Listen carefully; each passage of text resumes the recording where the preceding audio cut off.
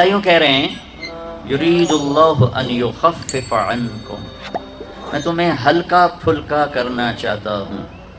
تو مشکل چیز میں تو آدمی ہلکا پھلکا نہیں ہوتا، اور مشکل چیز میں تو آسانی کی شکل نہیں ہوتی۔ میں اور آپ کراچی والے، سندھ، بلوچستان، سرحد، پنجاب والے کہہ رہے ہیں کہ دین بڑا مشکل ہے۔ اب اللہ کہہ رہے ہیں آسان، اللہ کہہ رہے ہیں ہلکا پھلکا کرنا چاہتا ہوں، تمہیں آسانی دینا چاہتا ہوں۔ اور اللہ تعالیٰ فرما رہے ہیں ما جعل علیکم فی الدین من حرج، میں نے تو تمہارے دین میں کوئی تنگی، کوئی سختی رکھی کوئی نہیں۔ یہ کہاں سے تم کہہ رہے ہو کہ دین پہ چلنا بڑا مشکل؟ www.dasquran.com۔ میرے اللہ کا کلام حق اور سچ، میری آپ کی بات جھوٹ۔ دین سچائی کا نام ہے۔ کیا سچ بولنا، کیا سچا ہونا یہ انسانی فطرت کے خلاف ہے؟ کون چاہتا ہے کہ میرے ساتھ کوئی جھوٹ بولے؟ کون یہ چاہتا ہے کہ میرے ساتھ جھوٹ بولا جائے؟ اور دین حق ہے، دین سچ ہے۔ وَبِالْحَقِّ أَنزَلْنَاهُ وَبِالْحَقِّ نَزَلَ۔ میں ایک مثال دے رہا ہوں۔ سچائی مشکل ہے۔ میں نہیں چاہتا میں بازار میں جاؤں تو کوئی جھوٹ بول کے سودا بیچ دے، کسی ڈیلنگ میں میرے ساتھ جھوٹ بول دے۔ دین فطرت کی آواز، سچ بولنا یہ دین ہے۔ ایک اللہ کی پوجا یہ دین ہے۔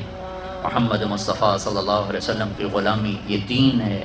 ماں باپ کی محبت یہ دین ہے۔ بیوی سے محبت یہ دین ہے۔ بیوی کی خامن سے محبت یہ دین ہے۔ خامن بیوی کی آپس میں وفا یہ دین ہے۔ فحاشی سے بچنا یہ دین ہے۔ شراب زنا سے بچنا یہ دین ہے۔ سود، جوئے، جھوٹ، قتل سے بچنا یہ دین ہے۔ ماں باپ کا اولاد پر شفقت دینا یہ دین ہے۔ اولاد کا ماں باپ کا ادب کرنا یہ دین ہے۔ بازار میں صحیح تولنا یہ دین ہے۔ سچ بولنا یہ دین ہے۔ وعدے پر پورا اترنا یہ دین ہے۔ وعدے سے نہ پھرنا یہ دین ہے۔ سودا کر کے مکر نہ جانا یہ دین ہے۔ وعدہ کر کے وقت پہ پیسے پہنچانا یہ دین ہے۔ نظروں کو حیا کے ساتھ جھکانا یہ دین ہے۔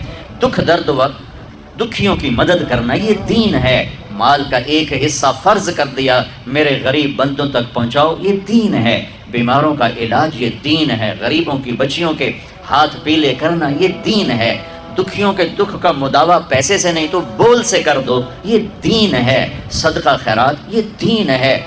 معاف کرنا یہ دین ہے۔ درگزر کرنا یہ دین ہے۔ بدلہ نہ لینا، معاف کر دینا یہ دین ہے۔ اللہ کے سامنے جھکنا یہ دین ہے۔ مخلوق کے آگے ہاتھ نہ پھیلانا یہ دین ہے۔ چوری سے بچنا یہ دین ہے۔ ڈاکے سے بچنا یہ دین ہے۔ ناچ گانے، آوارگی، بے حیائی، فحاشی سے بچنا یہ دین ہے۔ عورت کا پردے میں رہنا یہ دین ہے۔ عورت کا حیادار ہونا یہ دین ہے۔ مرد کا غیرت مند ہونا یہ دین ہے۔ بوڑھوں کا ادب، احترام، اکرام یہ دین ہے۔ علماء کی قدر قیمت دل میں بٹھانا، ان کی خدمت کرنا یہ دین ہے۔ کافر سے بھی حسن سلوک یہ دین ہے۔ پڑوسی کافر بھی ہو تو اس کا بھی میرے نبی نے حق بتایا یہ دین ہے۔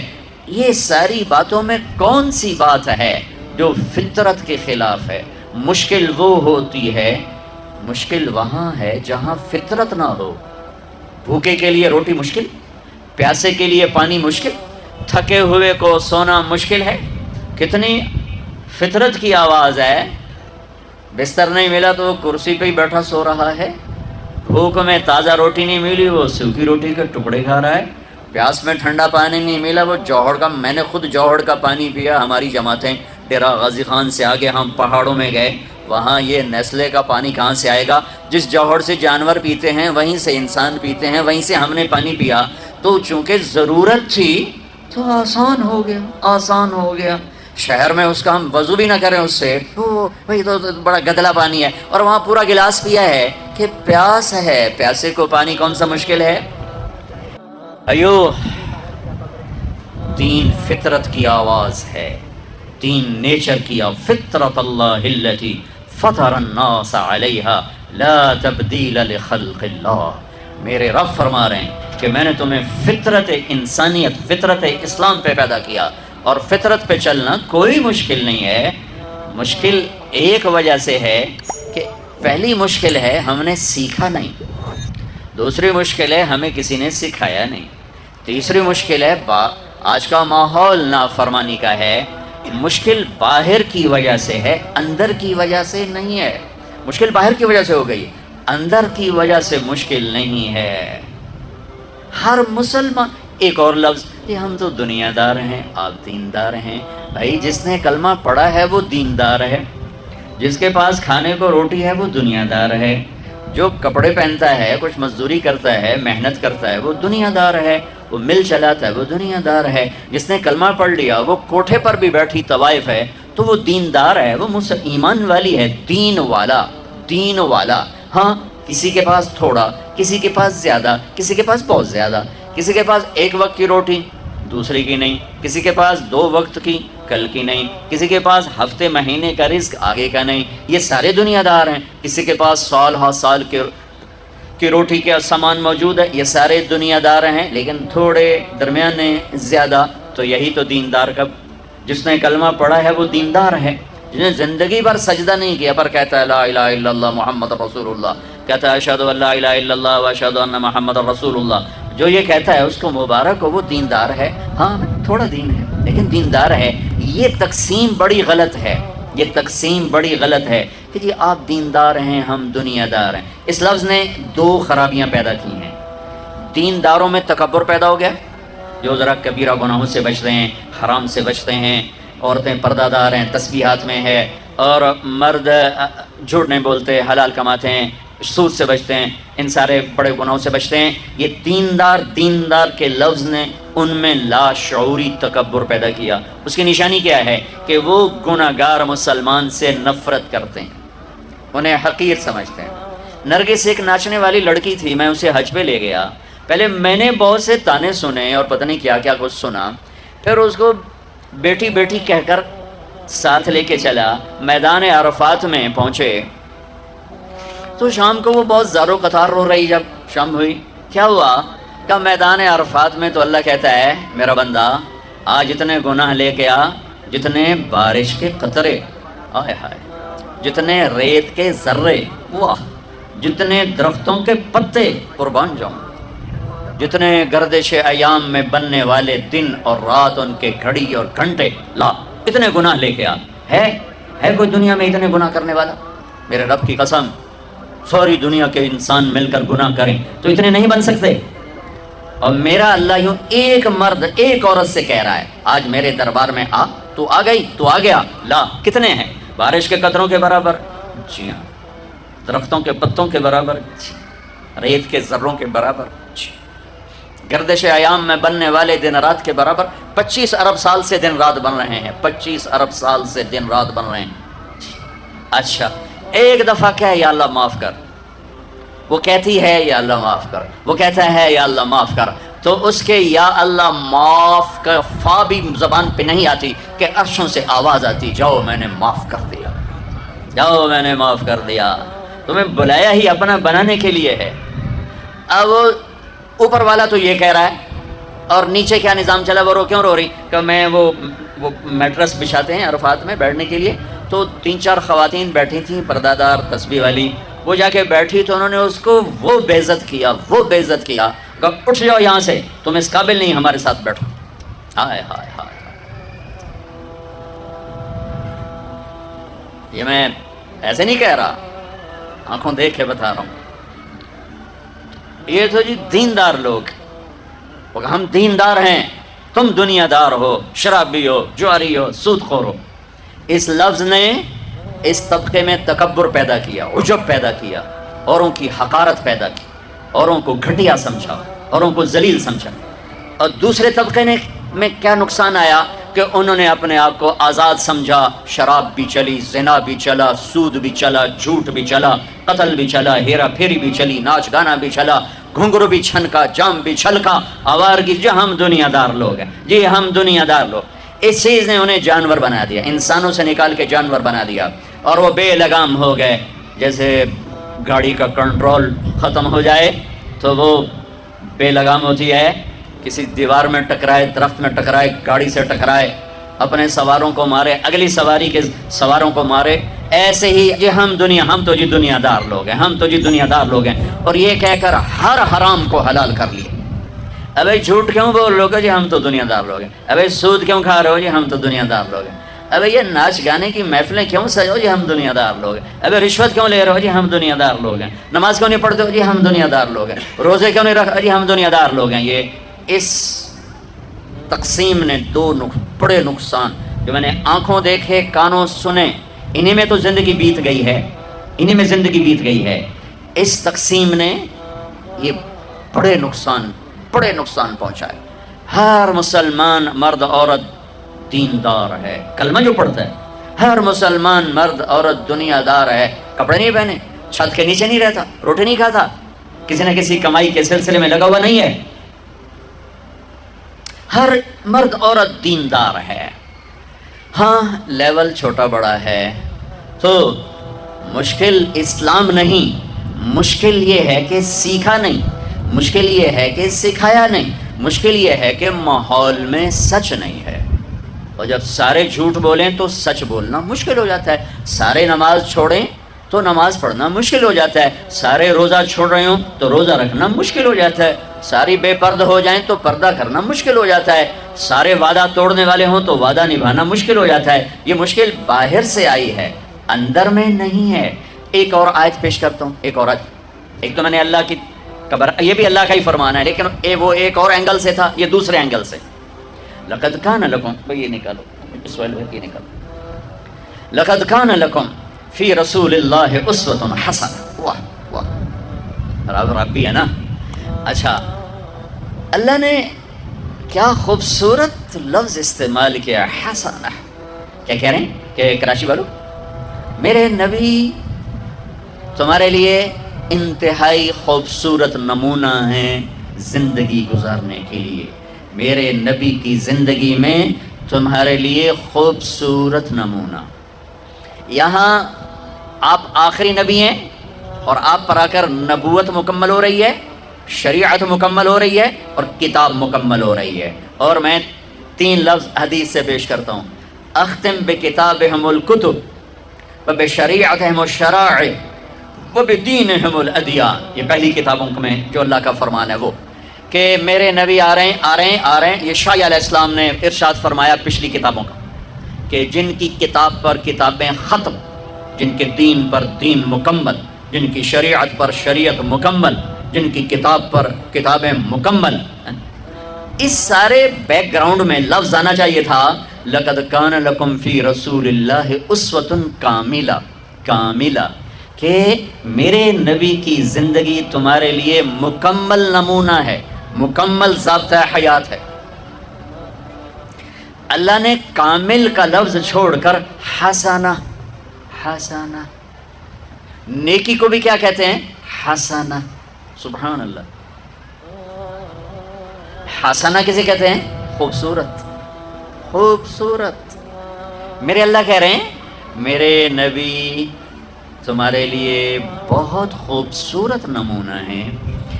نیکی کو کہا خوبصورت چیز، اپنے حبیب کی زندگی کو کہا خوبصورت نمونہ۔ یہ خوبصورت کا لفظ کیوں فرمایا ہے کہ میرے بھائی بہنوں، حسن، خوبصورتی کسی دلیل کی محتاج نہیں ہوتی۔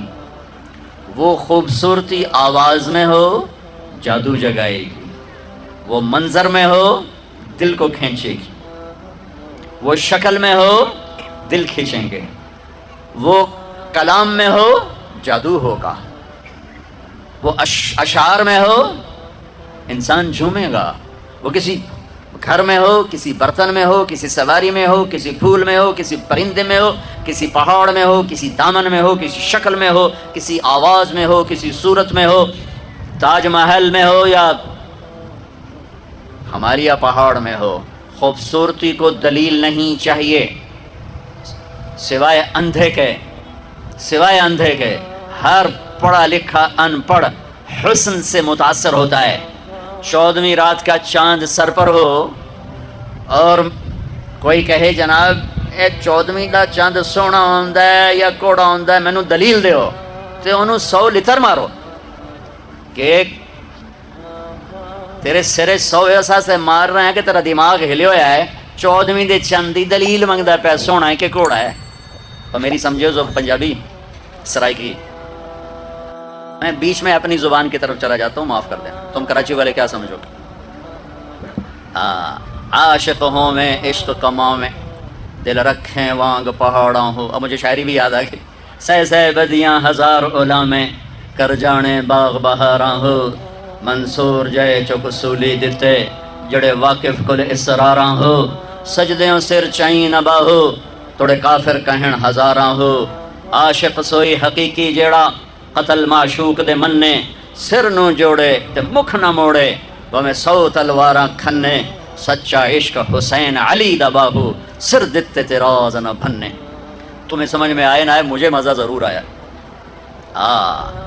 کہتے ہیں 14ویں کے چاند کی دلیل دو خوبصورت ہے. انہوں نے کہا لطر پھیرو، تاج محل خوبصورت ہے کہ نہیں، دلیل دو. کہ اس کی آنکھوں میں تھوڑا وہ دوائی ڈالو، ڈاکٹر اعظم سے لے کر اس کی آنکھیں ٹھیک نہیں رہیں، دوائی ڈالو اس کی آنکھوں میں. یہ تاج محل کے حسن کو کہہ رہا ہے دلیل دو. یہ حسنہ کا لفظ واضح کر رہا ہوں کہ میرے اللہ نے یہ کیوں کہا کہ میرے نبی کی زندگی حسین ہے، کامل کیوں نہیں کہا؟ حالانکہ کامل وزنی لفظ ہے، وزنی. پیچھا جو بیک گراؤنڈ ہے اس کے لحاظ سے اس لفظ کا وزن زیادہ پڑ رہا ہے، لیکن میرے اللہ کہہ رہے ہیں حسین، خوبصورت. یہ کیوں کہا ہے؟ کہ حسن کی طرف خود بخود طبیعت کھنچتی ہے. بچہ ہو، بڑا ہو، جوان ہو، بوڑھا ہو، عورت ہو، مرد ہو، حسن کھینچتا ہے. میں قربان جاؤں، میرا اللہ کہہ رہا ہے کائنات میں میرے نبی جیسی حسین زندگی کسی کی نہیں. ایک وہ خود ایسے حسین تھے، ایک آپ کا خاندان ایسا حسین تھا. آپ پہ زندگی حسین ہونی تھی کہ میرے نبی نے فرمایا اللہ نے ساری کائنات کا عرق نکالا. عرق، یہ عرق تو اپنی زبان تخیر ہوتا ہے، چھانٹی کرنا، میں کہہ رہا ہوں عرق نکالا اور اس سے عرب بنائے. پھر عربوں کو نچوڑ کر اس میں سے مضر بنایا. مضر آپ کا ایک دادا ہے.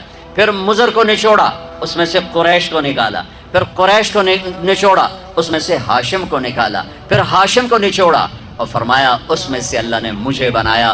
میں اس کائنات کا سب سے عالی خاندان ہوں، سب سے عالی ذات ہوں اور سب سے عالی نسب ہوں، سب سے عالی خاندان ہوں. اس خاندان جیسا کائنات میں کوئی نہیں ہے.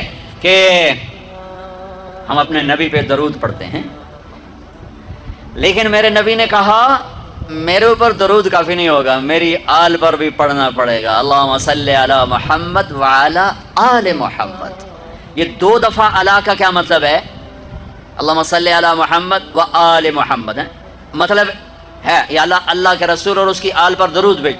2 دفعہ علی جب ہم اتحیات والا درود پڑھتے ہیں، اللہم صلی علی محمد وعلی آل محمد کما صلیت علی ابراہیم، اللہم صلی علی محمد وعلی اللہم بارک علی محمد وعلی آل محمد کما بارکت علی ابراہیم. علی یہ 2 دفعہ علی میں یہ مطلب ہے کہ میرے نبی پر درود مستقل پڑھا جائے اور میرے نبی کی اولاد پر درود مستقل پڑھا جائے. یہ وہ گھر ہے جس کو درود و سلام پیش کرنا اس امت کے ذمے کیا گیا، اور یہ وہ خاندان ہے. میرے نبی نے فرمایا میرے باپ عبداللہ سے آدم تک کسی نے زنا نہیں کیا، کسی نے زنا نہیں کیا، پاک نسب، کوئی مشرک نہیں ہے. آزر قرآن کہتا ہے لے ابی ہے آزر، اب باپ کو بھی کہتے ہیں، اب چاچے کو بھی کہتے ہیں، اب دادے کو بھی کہتے ہیں، اب پردادا کو بھی کہتے ہیں، اور والد صرف اس کو کہتے ہیں جس کی پشت سے بچہ ماں کے پیٹ میں جاتا ہے. سمجھے؟ واتبعت ملت آبائی ابراہیم و اسحاق و یعقوب، ابراہیم و اسحاق و اسماعیل و یعقوب. یوسف علیہ السلام کہہ رہے ہیں میں نے اپنے باپ کی اتباع کی. کون؟ ابراہیم، وہ تو باپ نہیں. اسحاق، وہ تو باپ نہیں. اسماعیل، وہ تو باپ نہیں، باپ ہیں یعقوب، لیکن نام لے رہے ہیں. اسحاق کو بھی باپ کہا، اسماعیل کو بھی باپ کہا، اور ابراہیم علیہ السلام ان کو بھی باپ کہا. تو اب کا لفظ وَكَانَ أَبُوهُمَا صَالِحًا، وہ خضر علیہ السلام کا واقعہ. ابوہما ان کا کوئی 7ویں پشت میں دادا تھا جس نے وہاں خزانہ چھپایا ہوا تھا اور وہ نیک تھا. ہاں قرآن اس کے لیے وَوَالِدٍ وَمَا وَلَدْ، مجھے والد کی قسم. والد صرف باپ کو کہتے ہیں، اب باپ، دادا، پردادا، چاچا، تایا، سب کو کہتے ہیں. ابراہیم علیہ السلام نے جب بیت اللہ اور کافر کے لیے دعا منع ہے، کافر کے لیے دعا منع، اللہ نے اپنے حبیب سے کہہ دیا میرے حبیب اپنے مشرکین کے لیے کبھی دعا نہیں کرنی۔ لیکن جب ابراہیم خلیل علیہ السلام نے بیت اللہ بنا دیا تو پھر دعا کی ربنا اغفر لی ولوالدی وللمؤمنین یوم یقوم الحساب، اے اللہ مجھے معاف کر، میرے والدین کو معاف کر۔ یہاں ابویہ نہیں، والدیہ۔ آزر نسب میں چاچے کا مقام رکھتا ہے، باپ کا نہیں۔ میرے نبی کے نسب میں آدم سے عبداللہ تک کوئی مشرک نہیں ہے، کوئی بت پرست نہیں ہے۔ اگر دین کی روشنی نہیں ہے تو وہ دین ابراہیمی پر ہیں، دین فطرت پر ہیں۔ سعید بن زید 10 بڑے صحابہ میں ہیں، 10 جن کو کہا جاتا ہے عاشرہ مبشرہ، ٹاپ 10۔ کون؟ ابو بکر جنتی۔ ان کو عاشرہ مبشرہ کیوں کہتے ہیں؟ کہ میرے نبی نے ایک مجلس میں ان 10 کو جنت کی بشارت سنائی۔ کیسے؟ ابو بکر جنتی، عمر جنتی، عثمان جنتی، علی جنتی، طلحہ جنتی، زبیر جنتی، سعد بن ابی وقاص جنتی، عبد الرحمن بن عوف جنتی، ابو عبیدہ بن جراح جنتی، سعید بن زید جنتی۔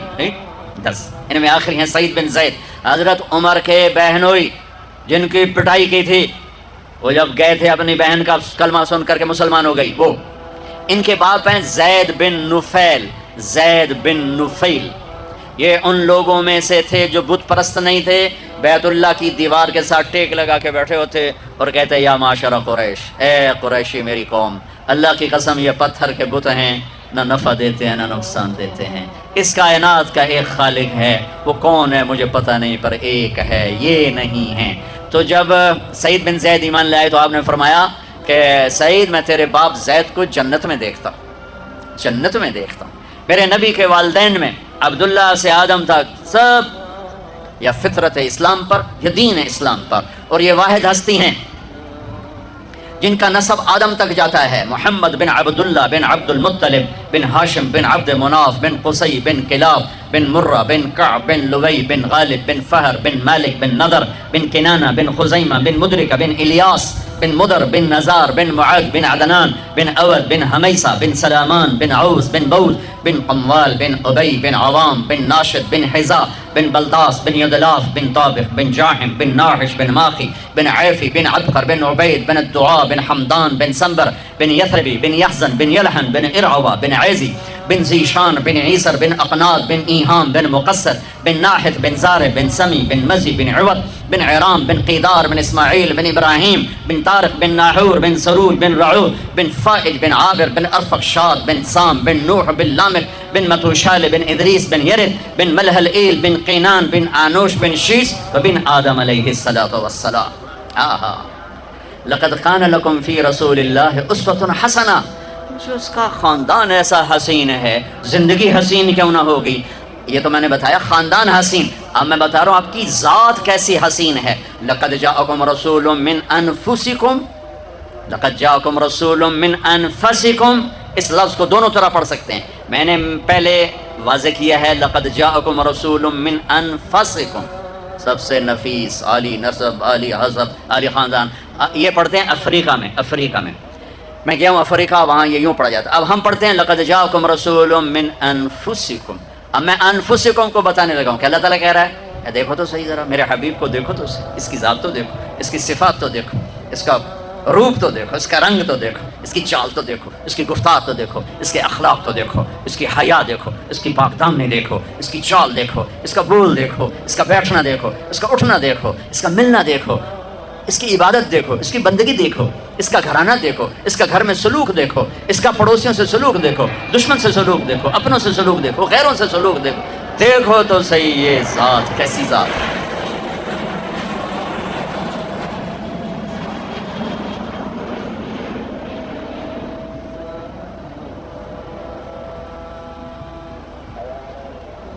میرے نبی کیسے تھے؟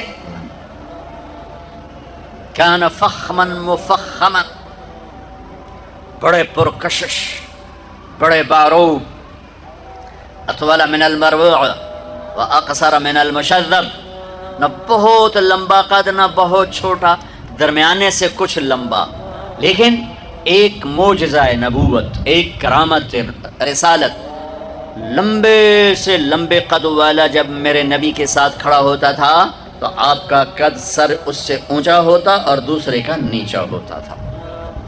آپ کے برابر کوئی ایسے نظر نہیں آیا. ہمیشہ آپ کا سر بلند ہوتا تھا، دوسروں کا نیچے ہوتا تھا. اور جب وہ جدا ہوتا تو آپ اپنے اصل قد میں نظر آتے، اور جب وہ قریب آتا تو آپ ایسے اونچے نظر آتے تھے. میرے رب نے اپنے حبیب کے سر کو ہمیشہ اونچا رکھا ہے. جو اس کا غلام بنے گا اس کا سر بھی اونچا ہو جائے گا. اللہ کی قسم، پیسے سے اونچے نہیں ہو سکو گے، شہرت سے اونچے نہیں ہو سکو گے، طاقت سے اونچے نہیں ہو سکو گے، مال دولت سے اونچے نہیں ہو سکو گے، عہدوں ڈگریوں سے، کاروبار مل سے، فیکٹریوں سے اونچے نہیں بن سکو گے. اونچائی چاہتے ہو تو اس کے پیچھے چلو جس کے سامنے آسمان بھی سکڑ گئے اور منتہا بھی اسٹیشن بنا اور عرش بھی اسٹیشن بنا اور سارے نور کے پردے اٹھ کر اللہ اور حبیب اللہ آمنے سامنے ہوئے.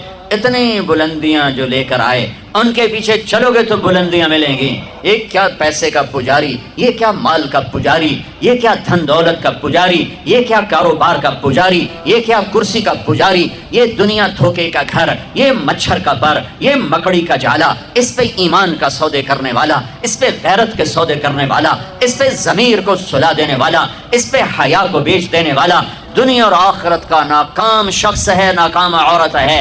اللہ کی قسم، یہ مٹ جانے کا گھر ہے، یہ ٹوٹ جانے کا گھر ہے، یہ بچھوڑے دی جائے، بچھوڑے دی جائے. یہ رہنے کی جگہ نہیں ہے.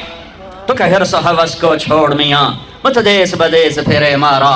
قزاق اجل کا لوٹے ہے، اجل موت کو کہتے ہیں، قزاق ڈاکو کو کہتے ہیں.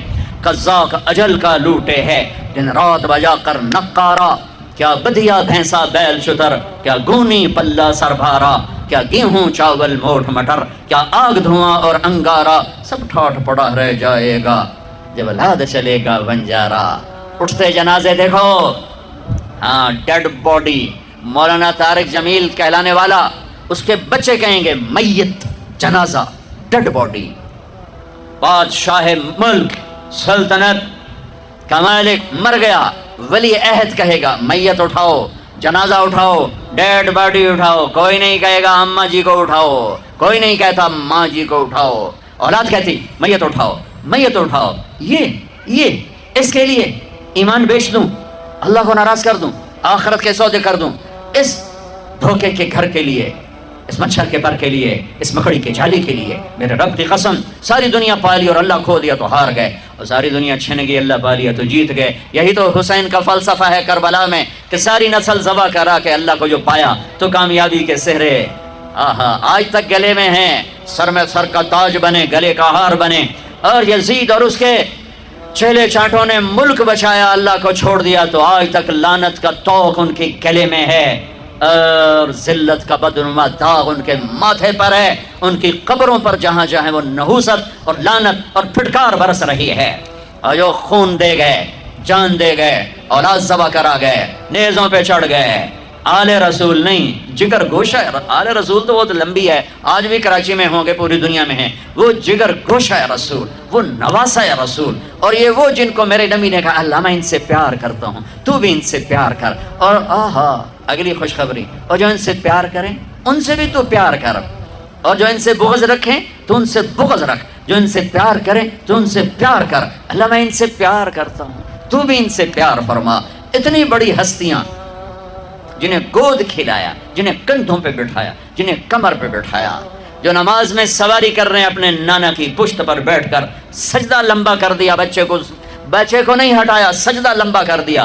اتنی بڑی ہستی، ساری 5 بھائی، 3 بیٹے، 3 بھتیجے. کتنے بھتیجے؟ 17 میرے نبی کے خاندان کے ذبح ہوئے.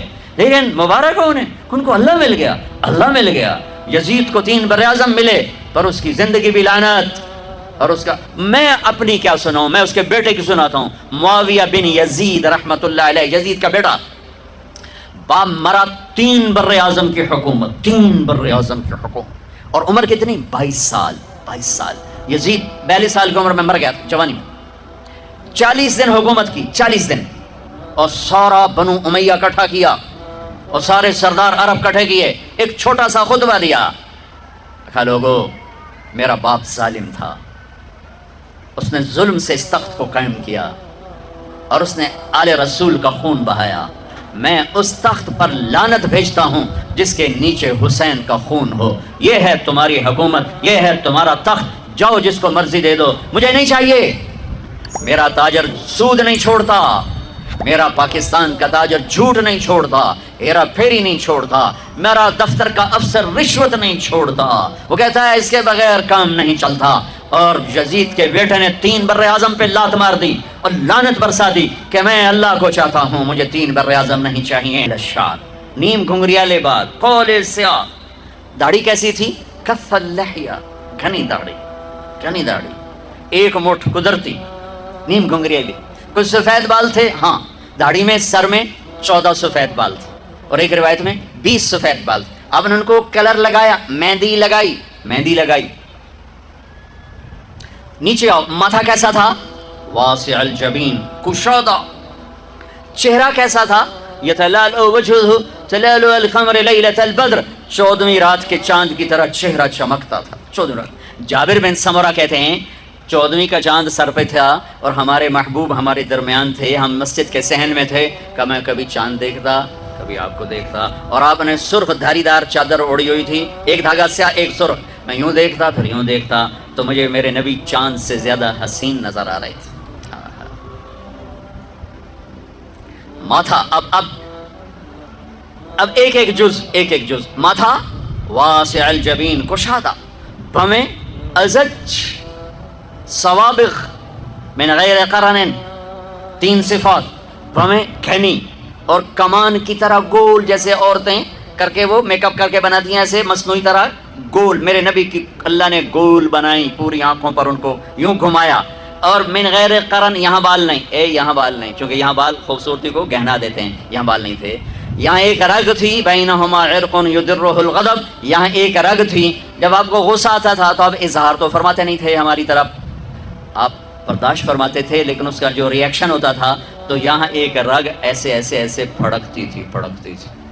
نیچے آؤ، آپ کی آنکھیں کیسی تھیں؟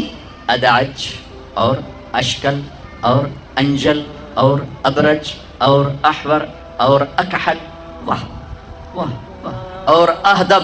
7 صفات ہیں میرے نبی کی آنکھوں کی، اور جس کا خلاصہ یہ ہے کہ ایسی آنکھ کبھی اللہ نے کسی کو دی ہی نہیں، ایسی آنکھ بنائی ہی نہیں. آنکھیں پرکشش ہوں تو باقی کمزوری کو بھی وہ چھپا دیتی ہیں. سارا چہرہ خوبصورت ہو، اکھ آ جاوے چین چو تو سارا حسن ہی بیڑا بڑھ جاندہ ہوتا.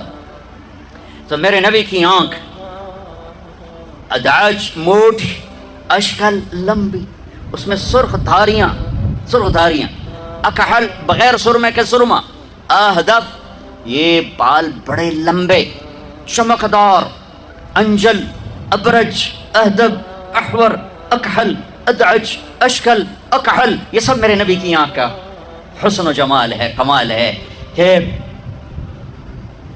جب ایسے آپ آنکھ اٹھاتے تھے، آپ حیا کی وجہ سے آنکھ اٹھا کے مردوں کو بھی نہیں دیکھتے تھے. عورت تو عورت سے ملتے تھے، عورتوں سے ملتے تھے، لیکن آنکھ نہیں اٹھتی تھی حیا کی وجہ سے. میری نسل رات کو ساری رات کیا تباہی، بے حیائی، بے غیرتی میں ڈوبی ہوئی دیکھ رہی ہے. ہمیں مارنے کے لیے ایٹم بم نہیں چاہیے، ہماری بے حیائی ہمیں لے ڈوبے گی اگر توبہ نہ کی. آپ یوں دیکھتے تھے، یہ آپ کے دیکھنے کا میں نہیں کر، لفظ کا ترجمہ کر رہا ہوں. جلو نظر الملاحظہ، اس لفظ کا آپ دیکھتے تھے کنکھیوں سے نظریں جھکا کے، ان کناروں سے دیکھتے تھے. کبھی کبھی آپ آنکھ اٹھاتے تھے ایسے، تو جب آپ آنکھ اٹھاتے تھے نا تو پھر تمام صحابہ، ایسا نور ہوتا تھا، سارے صحابہ یوں ہو جاتے تھے، ایک آنکھ آپ کے چہرے پر نہیں پڑتی تھی، سب ایسے ہو جاتے تھے. صرف دو آدمی آپ کو اس وقت دیکھ سکتے تھے، ایک ابو بکر اور ایک عمر، بس باقی کوئی نہیں دیکھ سکتا تھا. وہ آپ کو دیکھ کے مسکراتے، آپ انہیں دیکھ کے مسکراتے.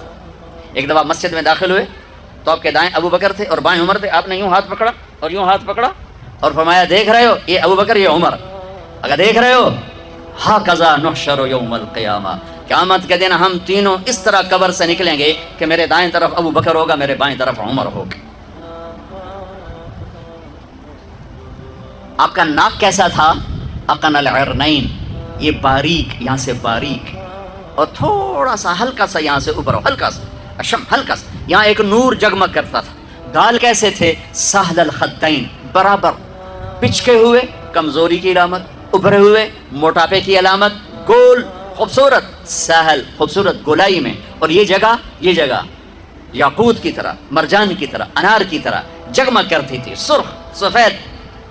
ہونٹ کیسے تھے؟ ولیع الفم، چوڑا منہ، راشیدہ، تراشے ہوئے ہونٹ، خوبصورت۔ جب وہ کھلتے تھے اس میں سے دانت چمکتے باہر آتے تھے مسکراتے ہوئے، تو کیا ہوتا تھا؟ براق الثنایا، جب آپ مسکراتے تھے تو دانتوں سے نور نکل کے دیواروں پہ پڑتا تھا، ایسے ایسے۔ جیسے یہ ٹوتھ پیسٹ والے نے، انہوں نے وہ مصنوعی چٹا رنگ کر کے دنداں دکھایا ہوتا، مصنوعی رنگ۔ تو او ہے میرے نبی کو میرے رب نے کیا دانت دیے تھے، جب وہ مسکراتے دانتوں کا نور دیواروں پہ پڑتا تھا۔ گولائی میں داڑھی۔ کنگھی کا سلیقہ کیا تھا؟ کنگھی فرماتے تھے کبھی مانگ نکالتے تھے، کبھی بغیر مانگ نکالے بالوں کو پیچھے لے جاتے تھے۔ یجاوز شعرہ شحمۃ اذنیہ،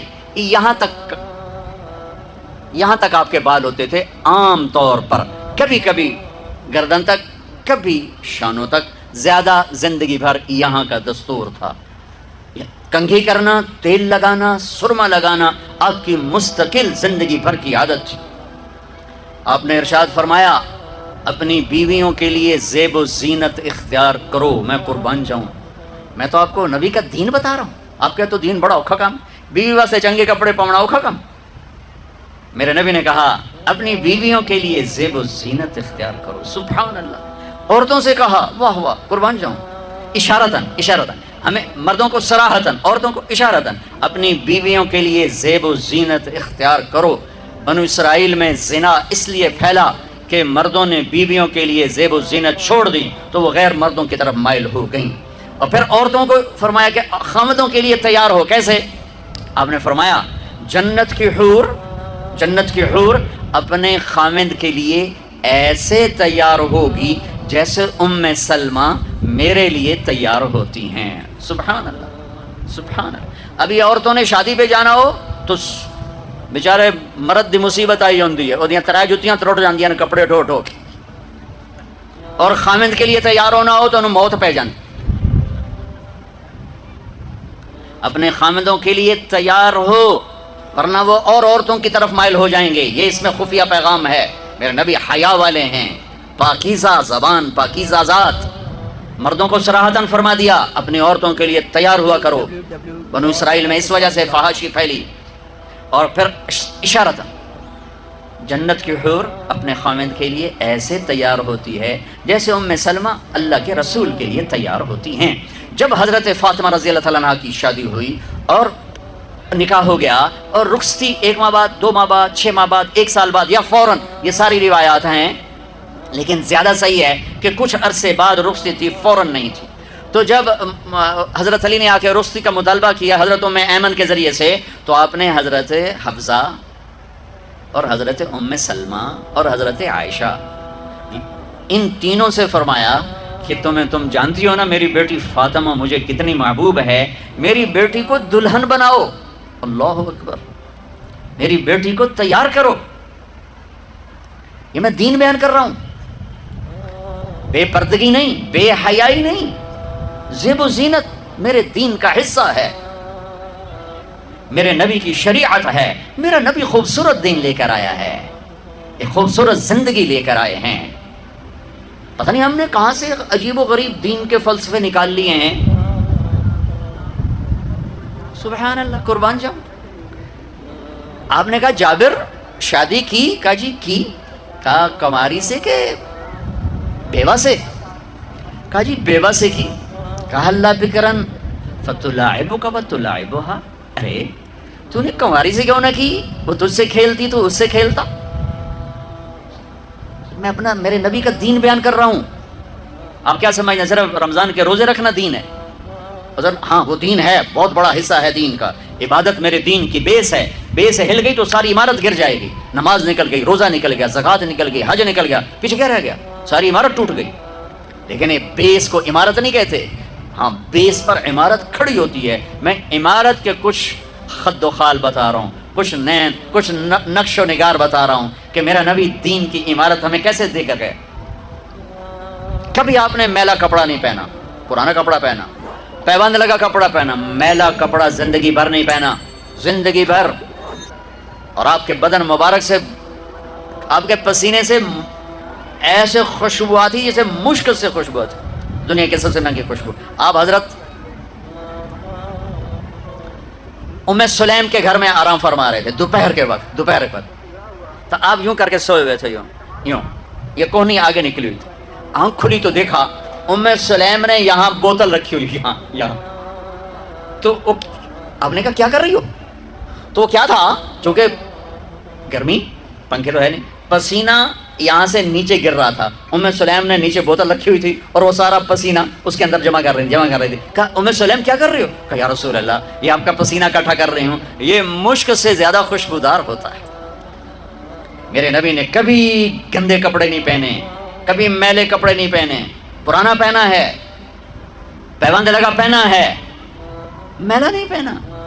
میرا دین یہ نہیں کہتا کہ ایسی شکل میں آ جاؤ کہ لوگ بھاگنے لگ جائیں۔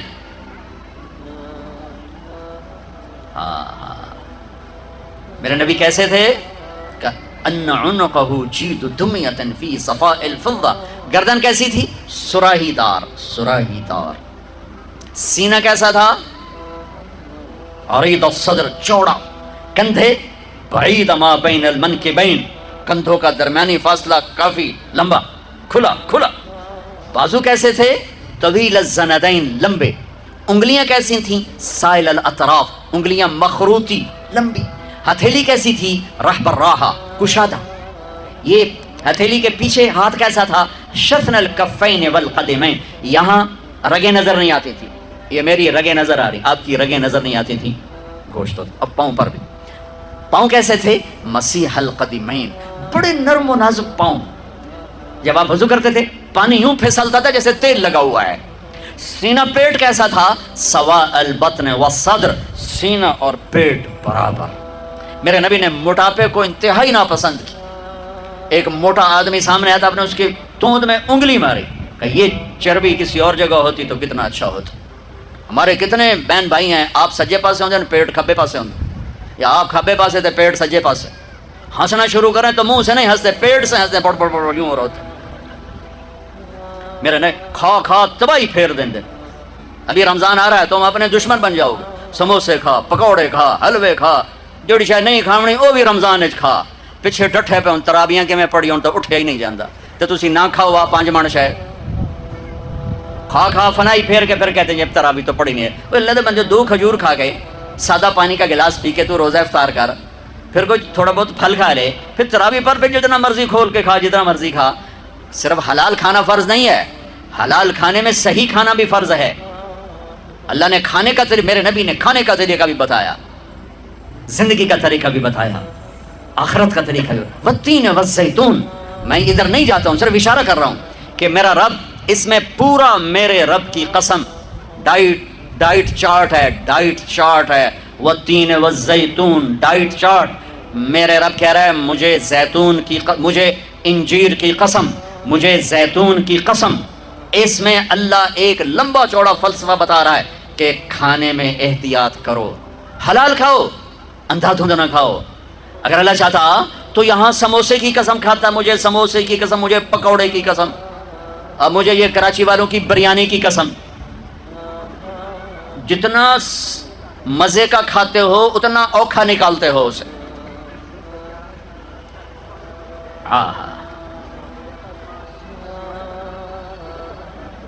میرے نبی پوری زندگی لے کر آئے، پوری زندگی لے کر آئے۔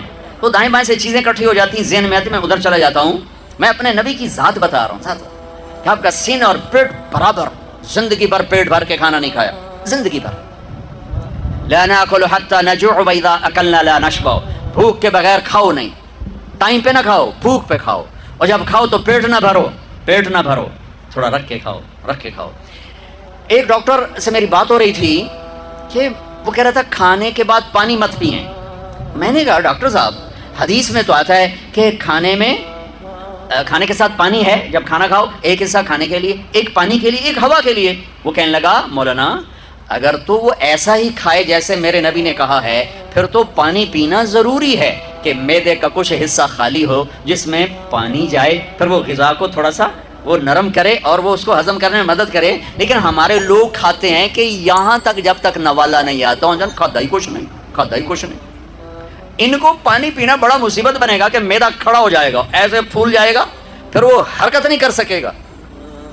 جیسے نبی نے بتایا ویسے کھائیں، پانی پینا چاہیے. جیسے یہ کھاتے ہیں ایسے کھانے میں پانی نہیں چلے گا.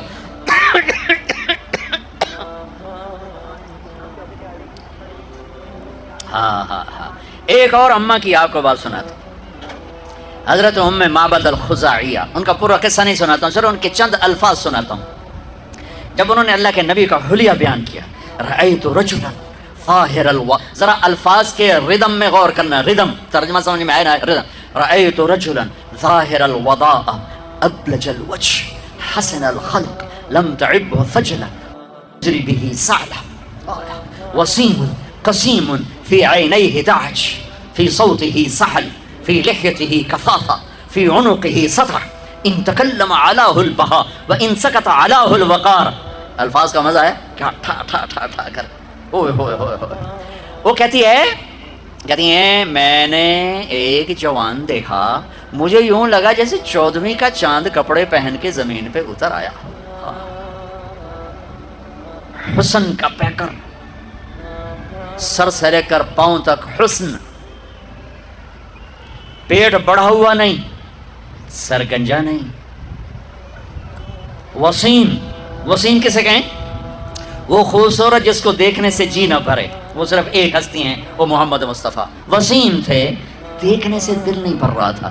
قسیم تھے، جدھر سے دیکھتی تھی خوبصورت نظر آتے تھے. آنکھوں میں کشش موٹیوں، آواز میں جادو، داڑھی گھنی، گردن سرہی دار.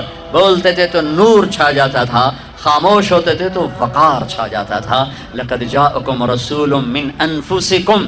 میرے بھائیو، اللہ کی قسم میں قیامت تک اپنے نبی کو بیان کرتا رہوں، میں نہیں 7 ارب انسان ایمان لے آئیں اور علماء بن جائیں اور خطیب ادیب فصیح بن جائیں اور میرے نبی کی شان بیان کریں، نہیں ہو سکتی. اللہ اور اس کے رسول ہماری پہنچ سے باہر ہیں، ہمارے الفاظ کی تعبیر سے اوپر. لیکن میں نے صرف وہ بتایا جو حدیث میں ہے، چند اپنے الفاظ شامل کیے. جب میرا نبی ذات میں ایسا حسین ہے، خاندان ایسا حسین ہے، تو زندگی حسین نہیں ہوگی، زندگی خوبصورت نہیں ہوگی.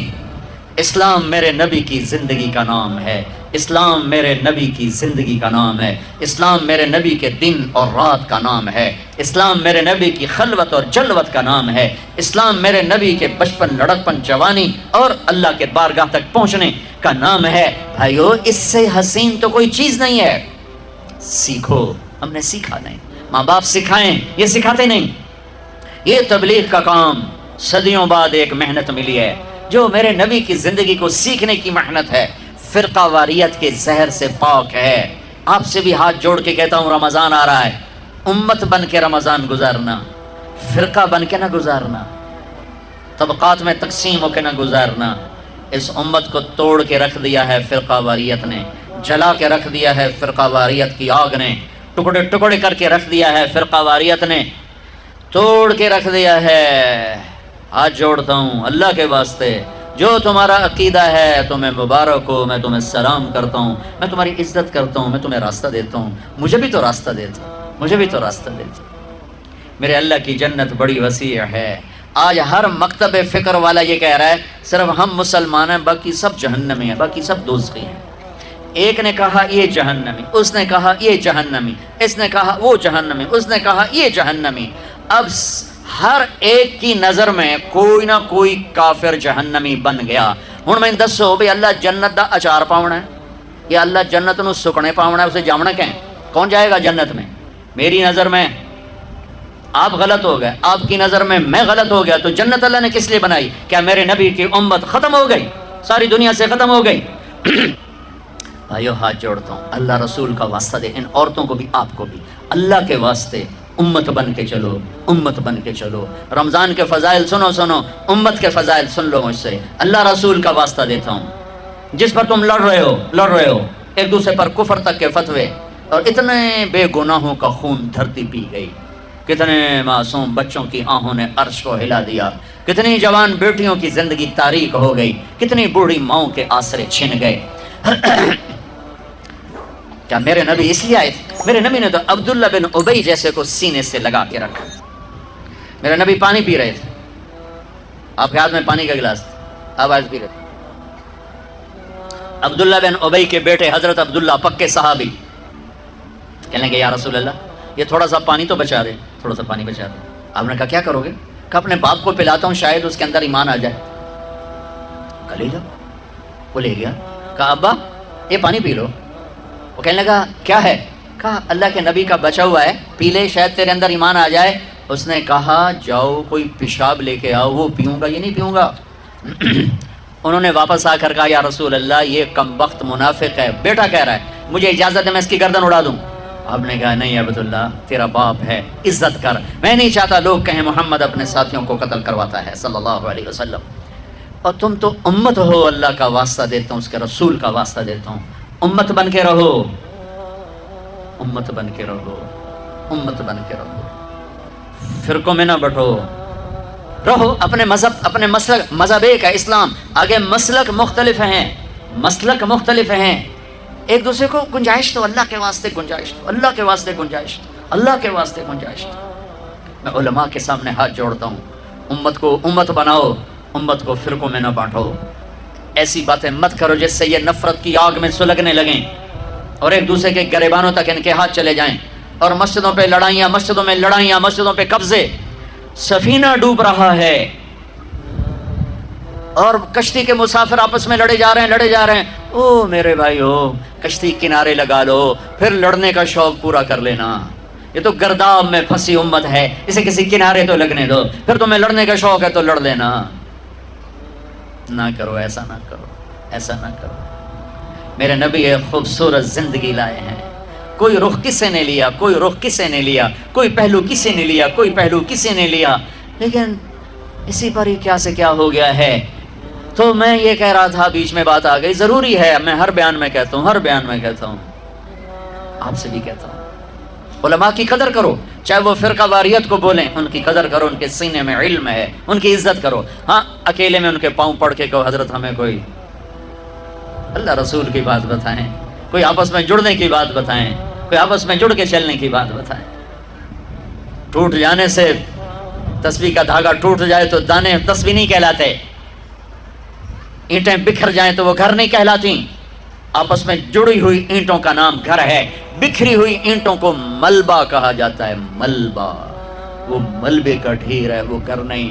آج میرے نبی کی امت بکھرے ہوئے گروہ ہیں، ٹوٹے ہوئے موتی ہیں، فرقوں میں بٹے ہوئے، نفرتوں سے بھرے ہوئے۔ ایک آواز لگا رہا ہوں، پتہ نہیں دلوں تک پہنچے نہ پہنچے، لیکن احباب جمع ہے میر، حال دل کہہ لے، پھر التفات دل دوستاں رہے نہ رہے۔ میرے نبی کی خوبصورت زندگی ہے جس کی ایک بنیاد، جو میں کہہ رہا ہوں، بنیاد کیا ہے؟ نماز، وہ 5 وقت فرض ہے۔ پہلی امتوں پر 2 فرض تھی، فجر 2 رکعت، عصر 2 رکعت، ختم۔ ہمارے اوپر 5 فرض ہیں، ان کی نمازوں میں قرآن کی تلاوت، ان کی کتاب کی تلاوت نہیں، ہماری نماز میں قرآن کی تلاوت۔ جتنا ابھی رمضان میں قرآن سنا جائے گا، قرآن سنا جائے گا۔ میں آ رہا تو راستے میں اشتہار تھے، 5 روزہ تراویح، 3 روزہ تراویح، 10 روزہ تراویح، ضرور کرو 3 دن میں نے بھی سنا 3 دن میں قرآن، لیکن میں مسافر آدمی ہوں، میں ایک جگہ رہتا نہیں ہوں پہیے کی طرح، تو میں ایک مسجد میں تراویح نہیں پڑھ سکتا، اس لیے میں کیا کرتا ہوں کہ 10 دن میں سن لیتا ہوں، 15 دن میں سن لیتا ہوں، 3 دن میں بھی سنا، 5 دن میں بھی سنا، 6 دن میں بھی سنا، اور پھر اپنا سفر ہے جہاں تراویح ملی پڑھ لی۔ لیکن یہ میں کیا محسوس کر رہا ہوں کہ 3 دن پڑھ کے ہن چھٹی کرو، موج ہو گئی، لے تراویحاں دی چھٹی ہو گئی۔ تراویحوں کی چھٹی نہیں ہوئی، قرآن کی چھٹی ہو گئی۔ تو قرآن آپ نے سن لیا، ٹھیک ہے، مبارک ہو، آپ 5 دن میں سنیں مبارک، 10 دن میں سنیں مبارک، 3 دن میں سنیں مبارک، لیکن پھر کہو جی ہن تراویحاں بھی چھوڑ دے بھی ہے، یہ گھاٹے کا سودا ہے، یہ گھاٹے کا سودا ہے، یہ گھاٹے کا سودا ہے۔ کسی امت پہ ان کی کتاب پڑھنا فرض نہیں تھا نماز میں، ان کو یاد ہی نہیں ہوتی تھی، ہمیں قرآن یاد ہوتا ہے، ہمارا قاری پڑھتا ہے ہم سنتے ہیں، پڑھتا ہے ہم سنتے ہیں۔ حضرت عثمان رضی اللہ عنہ 1 رکعت میں پورا قرآن پڑھ کے رکوع کرتے تھے، 1 رکعت میں پورا قرآن پڑھ کے رکوع فرماتے تھے، لیکن ہم نے تو اللہ تعالیٰ سے ٹھیکہ کیا. ٹھیکہ نہیں تو ٹھیکہ, ہم نے اللہ سے ٹھیکہ کیا کہ اسی صرف قل واللہ پڑھنی, باقی سارا قرآن سڑ کو لے جا. میرے پنجاب میں میں دیہاتی آدمی ہوں, میرے پنجابی سارے صرف قل واللہ پڑھنی ہے. 4 رکعتوں قل واللہ, دعائے قنوت قل واللہ, فجر قل واللہ, ظہر قل واللہ, عصر قل واللہ, مغرب قل واللہ, عشاء قل واللہ. باقی قرآن تو لے جا مولا سانو پتہ نہیں ہے کہ. تو کم از کم او بھائی آخری 10 صورتیں تو یاد کر لو, آخری 10 صورتیں تو یاد کر لو بھائی. 4 رکعت میں 4 صورتیں پڑھو. حضرت عثمان 1 رکعت میں پورا قرآن ختم فرمایا کرتے تھے. نماز ہماری بنیاد ہے. الصلاۃ وما ملکت ایمانکم, اے میری امت نماز نہ چھوڑنا, نماز نہ چھوڑنا, نماز نہ چھوڑنا. باقی سارے اعمال سیزن ہیں, سیزن کے سیزن. رمضان کا سیزن آ رہا ہے. زکوٰۃ 2 منٹ کا کام ہے, اب ساری کٹھی 1 کو دے دو, 2 کو دے دو, 10 کو دے دو, پورے سال میں تقسیم کر کے دو, آسان کام ہے. دوسرا زکوٰۃ ہر مسلمان پہ نہیں ہے, مالدار پر ہے. مالداروں سے عرض کروں گا زکوٰۃ دیں. میرے ملک کے مالدار بہت تھوڑے ہیں جو زکوٰۃ دیتے ہیں. اگر صرف کراچی کے لوگ زکوٰۃ دیں تو کراچی سے لے کر سکردو تک کوئی غریب نہیں رہے گا. کسی غریب کی بیٹی وہ ایسے نہیں بیٹھی رہے گی کہ ہاتھ پیلے کرنے کے لیے پیسے کوئی نہ ہو. کوئی بیمار بغیر علاج کے نہیں مرے گا. صرف کراچی کے تاجر زکوٰۃ پوری دے دیں, سکردو تک کوئی غریب نہیں بچے گا. زکوٰۃ دینے والے بہت تھوڑے ہیں. حج مالداروں پر ہے. نماز ایک ایسی چیز دہرائی جاتی. اب رمضان آ رہا ہے, رمضان آ رہا ہے, گرمی میں آ رہا ہے تو شیطان کہے گا کیسے روزے رکھیں گے, کیسے روزے رکھیں گے. چھٹی لے لو, روزے کی چھٹی نہ دو, خود چھٹی لے لو. اپنے ملازم کے کام, میرے نبی نے کہا اپنے کام تھوڑا ڈالو تاکہ روزہ آسانی سے نبھا سکے, اپنے روزے کو نبھا سکے. اپنے ملازم, اپنے گھر کے نوکر نوکرانیاں, اپنے جاب کے, اپنی شاپ کے نوکر, ان سے کام تھوڑا لو. اب تم لوگوں کا سیزن ہوتا ہے رمضان, روزہ روے نہ روے سیزن لگنا چاہیے تھا. تمہیں اپنے سیزن کی فکر پڑ جاتی ہے. اور لوگ رمضان میں جنت بناتے تھے, آج کا تاجر رمضان میں پیسے بنا. جو ٹیلی ویژن والے بھی پیسے بنا رہے ہیں سارا رمضان سیزن. ان کو رمضان سے کوئی غرض نہیں, ان کو پیسہ چاہیے, ریٹنگ چاہیے. ایسے جو تاجر بیٹھے ہوئے یہ انہیں رمضان نہیں چاہیے, ان کو رمضان کا انتظار ہوتا ہے کہ پیسے بڑے آئیں گے, رمضان آئے گا پیسے بڑے آئیں گے. جائے روزے جہاں سے آئے, جائے تراویح جہاں سے آسان تھا, روکڑ چاہیے روکڑ ہے. اور میں نے ایک نوجوان سے کہا یار تو تبلیغ میں وقت دیا کر. کہا جی میرے بدن میں بڑی دردیں ہوتی ہیں, میں نہیں جا سکتا. میں نے کہا ٹھیک ہے. میں اسے دیکھتا تھا دکان پہ ایسے جانوروں کی طرح کام کرتا تھا. تو میں نے ایک دن کہا یار تجھے تبلیغ میں جاتے ہوئے دردیں ہوتی ہیں اور یہ دکان پہ تو جتنا کام ہے اتنا تبلیغ میں تو نہیں, تو یہاں تمہیں دردیں نہیں ہوتی؟ کہا جی یہاں بھی ہوتی ہیں, لیکن شام کو جب نوٹ گنتا ہوں نا سارا درد چلا جاتا ہے. ایویں 4 نوٹاں دی مارے ساری ہم پیڑا ہیں. یہ جتنے ہیں نا تاجر, ان کو رمضان کا انتظار ہوتا ہے کہ پیسے بنیں گے, اس لیے انتظار نہیں ہوتا کہ بخشش ہوگی, اللہ راضی ہوگا, جنت ملے گی, روزے رکھیں گے. دیکھو رمضان, لفظ رمضان میں غور کرو. رمضان 12 مہینے, 11 مہینوں کے نام عربوں نے رکھے اور اس روزے کے مہینے کا نام اللہ نے رکھا. محرم, صفر, ربیع الاول, ربیع الثانی, جمادی الاولی, جمادی الثانی, رجب, شعبان, رمضان, شوال, ذوالقعدہ, ذوالحج. یہ 11 میں سے جو 12واں مہینہ ہے رمضان. رمضان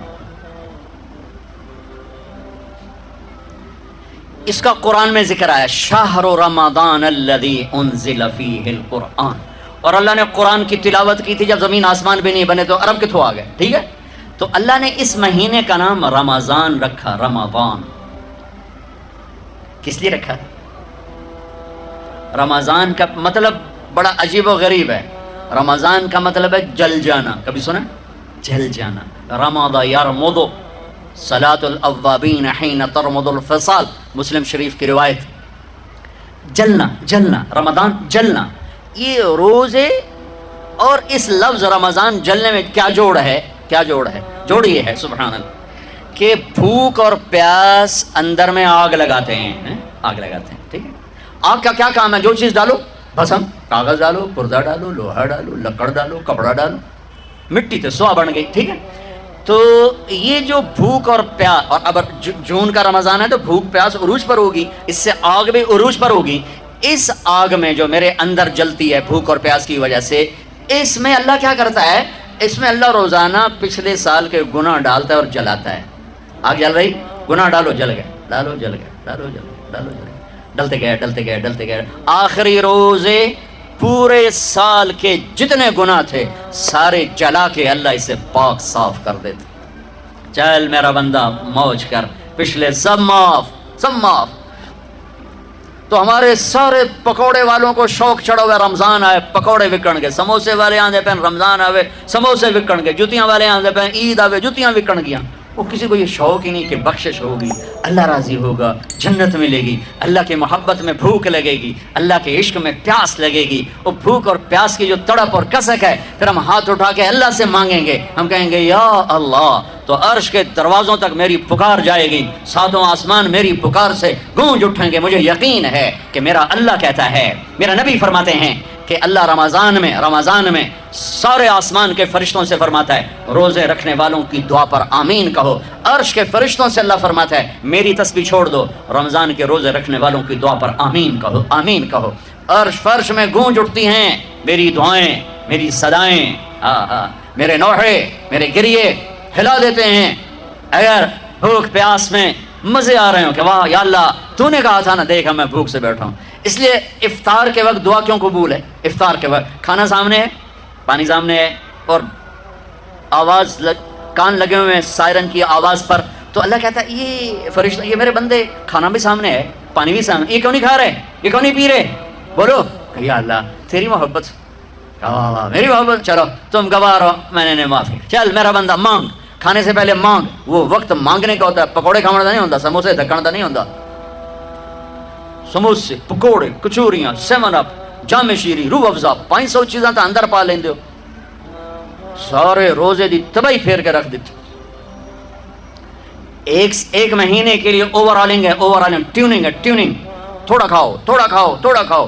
ٹھنڈے شربت مت پیو، ٹھنڈے شربت مت پیو افطاری کے وقت. بعد میں پینا تو پی لو، افطاری کے وقت اپنے اوپر ظلم مت کرو. سارے دن کا انجن گرم ہے، ایک دم اس کے اوپر برف پھینکتے ہو. تھوڑی دیر صبر کر کے سادہ پانی پی لو، نماز پڑھ لو، پی لو، جام شیری پیو، 7 اپ پیو، جو مرضی پیو، ٹھنڈا پیو، گرم پیو، جو مرضی پیو. لیکن روزے کے وقت بچو تلی ہوئی چیزوں سے، کراری چیزوں سے، مسالے دار چیزوں سے، ثقیل چیزوں سے بچو.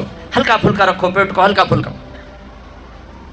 تاکہ روزے کا مقصد حاصل ہو کہ جسم پاک ہو، غلاظتوں سے، گندگیوں سے پاک ہو، صاف ہو. ہاں، اور اپنے دل کو بھی صاف. رمضان میں سب کی بخشش ہو جاتی، سب کی. 4 نہیں بخشے جاتے، 4 آدمی نہیں بخشے جاتے، 4 قسم کے مرد عورت سب کی بخشش ہو جاتی، سب کی. 4. اللہ تعالی ہماری حفاظت فرما لے. کسی بھائی میں یہ عیب ہے، ابھی سن کے توبہ کر لینا. شراب پینے والا، مستقل شراب پینے والا، رمضان میں بخشش نہیں. ماں باپ کا نافرمان، ماں باپ کا نافرمان، بخشش نہیں. ماں باپ کے نافرمان کے لیے تو میرے نبی نے کہا کہ اللہ ہر گناہ کی سزا موت کے بعد دے گا. ماں باپ کے نافرمان کو یہیں سے شروع کرے گا اور آگے تک لے کے جائے گا. یہاں بھی سزا دے گا اور آگے بھی سزا دے گا. صرف ایک گناہ دنیا میں ایسا ہے، کفر شرک کی سزا بھی موت کے بعد، زنا شراب جوے کی سزا سود کی موت کے بعد ہے. ایک گناہ ماں باپ کی دل آزاری، دل دکھانا، اللہ یہاں سے یہ سزا شروع کرتا ہے اور آخر تک پہ چلاتا ہے اس کو. میرے نبی سے پوچھا گیا یا رسول اللہ قیامت کب آئے گی؟ آپ نے کہا اللہ کو پتہ ہے. کہ کوئی نشانی بتائیں؟ کہ جب ماؤں کو ذلیل کیا جائے گا قیامت آ جائے گی. ماں باپ کا نافرمان. تیسرا کون ہے؟ رشتہ داروں سے لڑنے والا. کبھی بھائی سے لڑا، کبھی بہن سے لڑا، کبھی خالہ سے، کبھی چاچے سے، کبھی مامے سے، کبھی تائے سے، کبھی پھوپھی سے. قریبی رشتوں سے لڑنے والا اور تعلق توڑنے والا، اس کی بخشش نہیں ہوگی. چوتھا کون ہے؟ کینہ رکھنے والا. کینہ، شحن. ایک ہوتا ہے بغض، ایک ہوتا ہے کینہ. شحن، بغض، شحن. بغض کیا ہے؟ بغض کیا ہے؟ کہ مجھے انصر بھائی سے نفرت ہے، یہ بغض. اور کینہ کیا ہے؟ کہ میں ان کو نقصان پہنچانا چاہتا ہوں، نفرت کے ساتھ ان کے ٹانگیں کھینچنا چاہتا ہوں، اس کو کینہ کہتے ہیں. تو یہ 4 برائیاں معاف نہیں ہیں. ہاں کوئی توبہ کرے تو سب معاف ہوگا، سب معاف ہوگا، سب معاف ہوگا. تو اللہ نے ہمیں رمضان کا مہینہ دیا ہے. جہنم کے دروازے بند ہو جائیں گے، جنت کے دروازے کھل جائیں گے. فرض 70 فرض کے برابر ہو جائے گا، نفل فرضوں کے برابر ہو جائے گا. تراویح کے ہر سجدے پر 1500 نیکی لکھی جائے گی. ہر سجدے پر 1500 نیکی لکھی جائے گی. 20 رکعت 40 سجدے 60,000 روزانہ. یہ تمہارے کلب ایسا پٹھا جا نہ ہے کی نہ ہے میں حالی تھی نہیں سور لگی ہے تھی آ دیکھی ہو. چلو جڑا بھی نہ ہے ٹھیک. یہ بہت بڑا کلام مجھے نظر آیا. یہ یہاں باہر ایک چھوٹا سا پرچہ لگا دیں کہ جو یہاں آ کے تراویح پڑھے گا ہر سجدے پر اس کو 150 روپیہ دے, 150 چھوڑو 15 روپے دیے جائیں. ہر سجدے پہ 15 روپے دیا. ایتھے ویکھا جی لڑائیاں کیویں ہوندیاں. یہ سارے پوترے دادیاں نو چاہتے لے آون گے, دو ترے نانیاں نو چاہتے, نانی ٹر اج تراویح تینوں پڑھاون. دادے نانیاں نو پوچھدا کوئی نہیں, انہاں دی عید ہو جاونی. تسی تے اعلان کر کے لکھ دیو بے جڑا ایتھے آوے گا انہوں اسی فی سجدہ 15 روپے دیواں گے. ایتھے پھر چھوٹے ویکھا جی کیویں چل دے.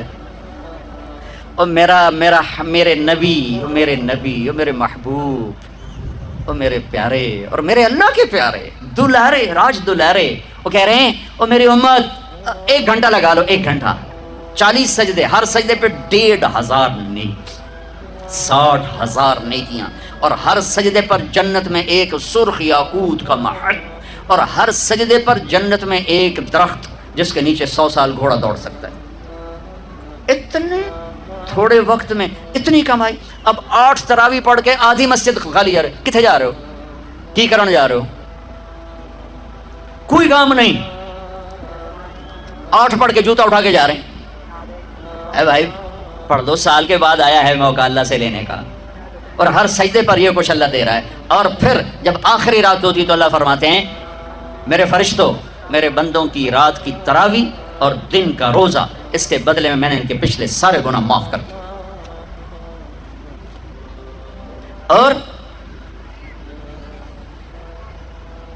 آسمان پہ ایک فرشتہ اعلان کرتا ہے یا باغ الخیر ابشر و اقبل, اے بھلائی کے چاہنے والے آگے بڑھ خوشخبری ہو, اور اے برائی کے کرنے والے بس کر اور واپس ہو. اور اللہ کا عرش مستقل پہلے آسمان پہ آ جاتا ہے.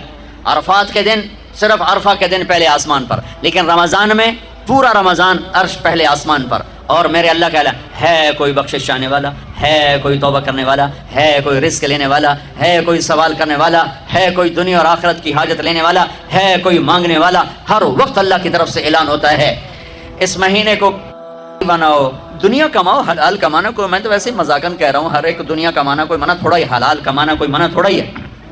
لیکن ایسی کمائی میں نہ لگو کہ روزے پہ زد پڑے, تراویح پہ زد پڑے, تلاوت پہ زد پڑے. میرے نبی پاک صلی اللہ تعالی علیہ وسلم رمضان میں قرآن کی تلاوت بڑھا دیتے تھے. قرآن رمضان کا سب سے بڑا وظیفہ, جی کوئی وظیفہ دسو, کوئی وظیفہ دسو. لوگ پوچھتے ہیں جی رمضان کا کوئی خاص وظیفہ بتا رہا ہوں. رمضان کا خاص وظیفہ قرآن کی تلاوت, رمضان کا خاص وظیفہ قرآن کی تلاوت, قرآن کی تلاوت, قرآن کی تلاوت. جتنا پڑھ سکتے ہو پڑھتے جاؤ, پڑھتے جاؤ, پڑھتے جاؤ, پڑھتے جاؤ. میرا ایک ساتھی ہے مولوی ثناء اللہ, وہ 1 دن میں پورا قرآن ختم کرتا ہے. 1 دن میں پورا قرآن, 1 دن میں پورا قرآن. پورے رمضان میں 30 قرآن ختم کر دیتے. سوائے اس کے بیمار ہو جائے تو, کوئی بیمار ہو جائے تو 10 پارے, ورنہ پورا قرآن. رمضان قرآن, پورا قرآن. تو چلو ہم پورا قرآن نہیں پڑھتے, کچھ تو پڑھو. سارے سال نہیں پڑھا, کچھ تو پڑھو. رمضان کا وظیفہ قرآن کی تلاوت, رمضان کی تسبیح قرآن کی تلاوت, رمضان کی خدمت, روزے افطار کرواؤ, سحری کھلاؤ, افطاری کراؤ, غریبوں کو مدد کرو, زکوٰۃ دو, اپنے مزدوروں سے کام تھوڑا لو, گھر کے نوکروں سے کام تھوڑا لو. اور رمضان کی سب سے بڑی بات, آپس میں بغض سے دل صاف کرو. لڑے ہوئے ہو, رمضان آنے سے پہلے جیسے لوگ حج پر جانے سے پہلے نہیں فون کرتے ہیں, صلح کرتے ہیں, اتنا ہی ضروری ہے رمضان سے پہلے میں دل صاف کر لوں, میں معاف کر دوں, میں معافی مانگ لوں. زیادتی کی ہے تو معافی مانگ لوں, کوئی معافی مانگنے آیا تو معاف کر دوں. میرا دل صاف ہو, کسی سے بغض نہ ہو, کسی سے کینہ نہ ہو, کسی کا حسد نہ ہو, کسی سے رنجش نہ ہو. دل صاف کرو. صاف دل اللہ کا عرش بن جاتا ہے, اللہ کا عرش بن جاتا ہے, اللہ کا عرش بن جاتا ہے. یہ رمضان کی تیاری بتا رہا ہوں.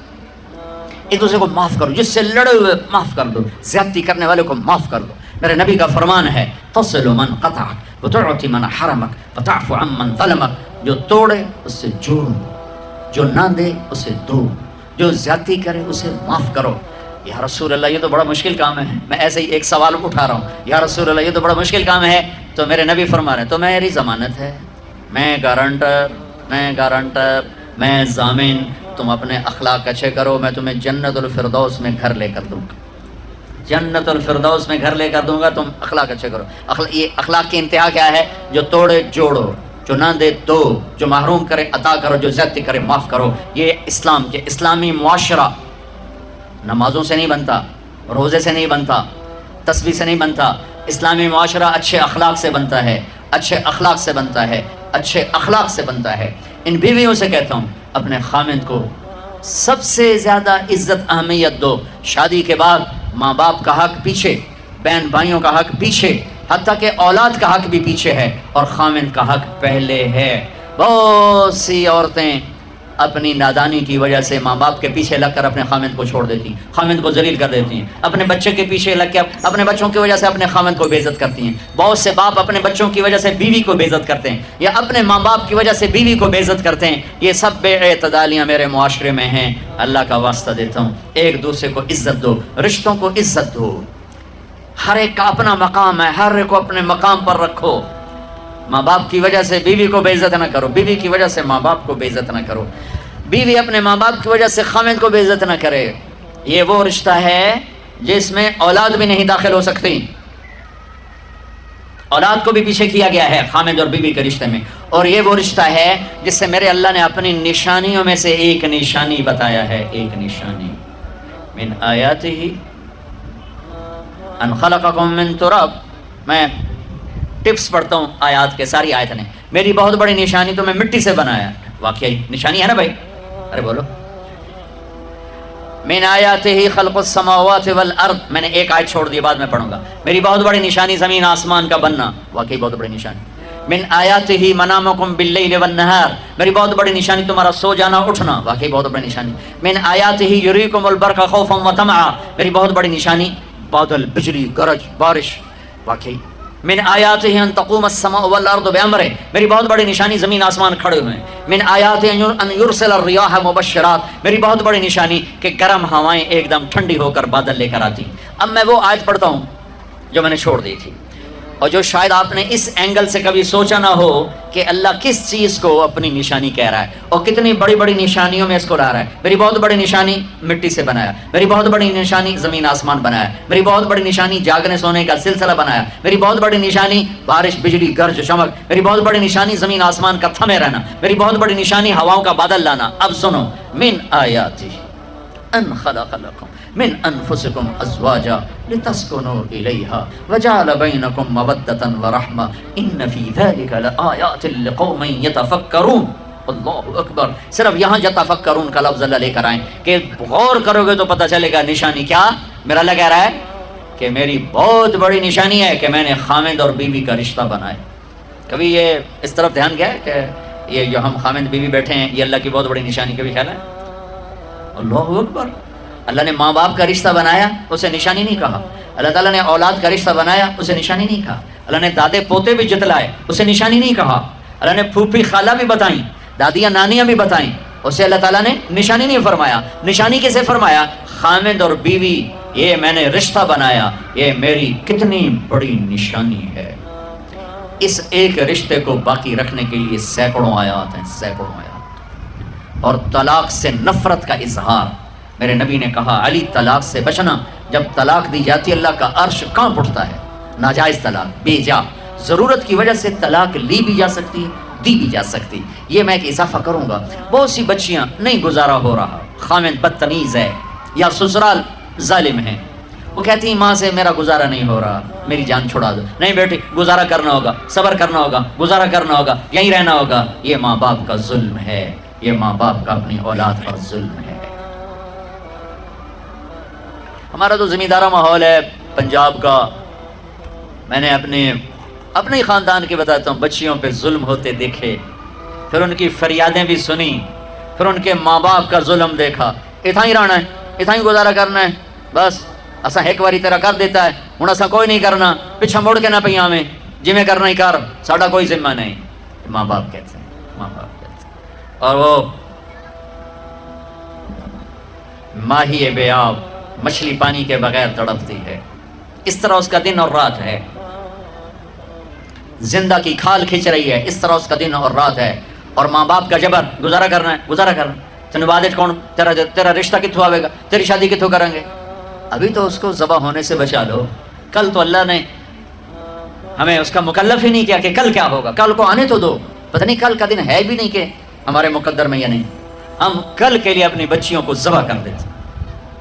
میں نے ان کو تڑپتے دیکھا۔ میں صرف اپنی فیملی کی بات اوروں کی فیملیوں کی بات جہاں جہاں تعلقات، کہیں رشتہ قریب کا ہے، لڑکی بدتمیز ہے، بچہ شریف ہے، وہ کہتا ہے ابا جی میں طلاق دینا چاہتا ہوں، میرا اس سے گزارا نہیں ہے، زبان شدید ہے۔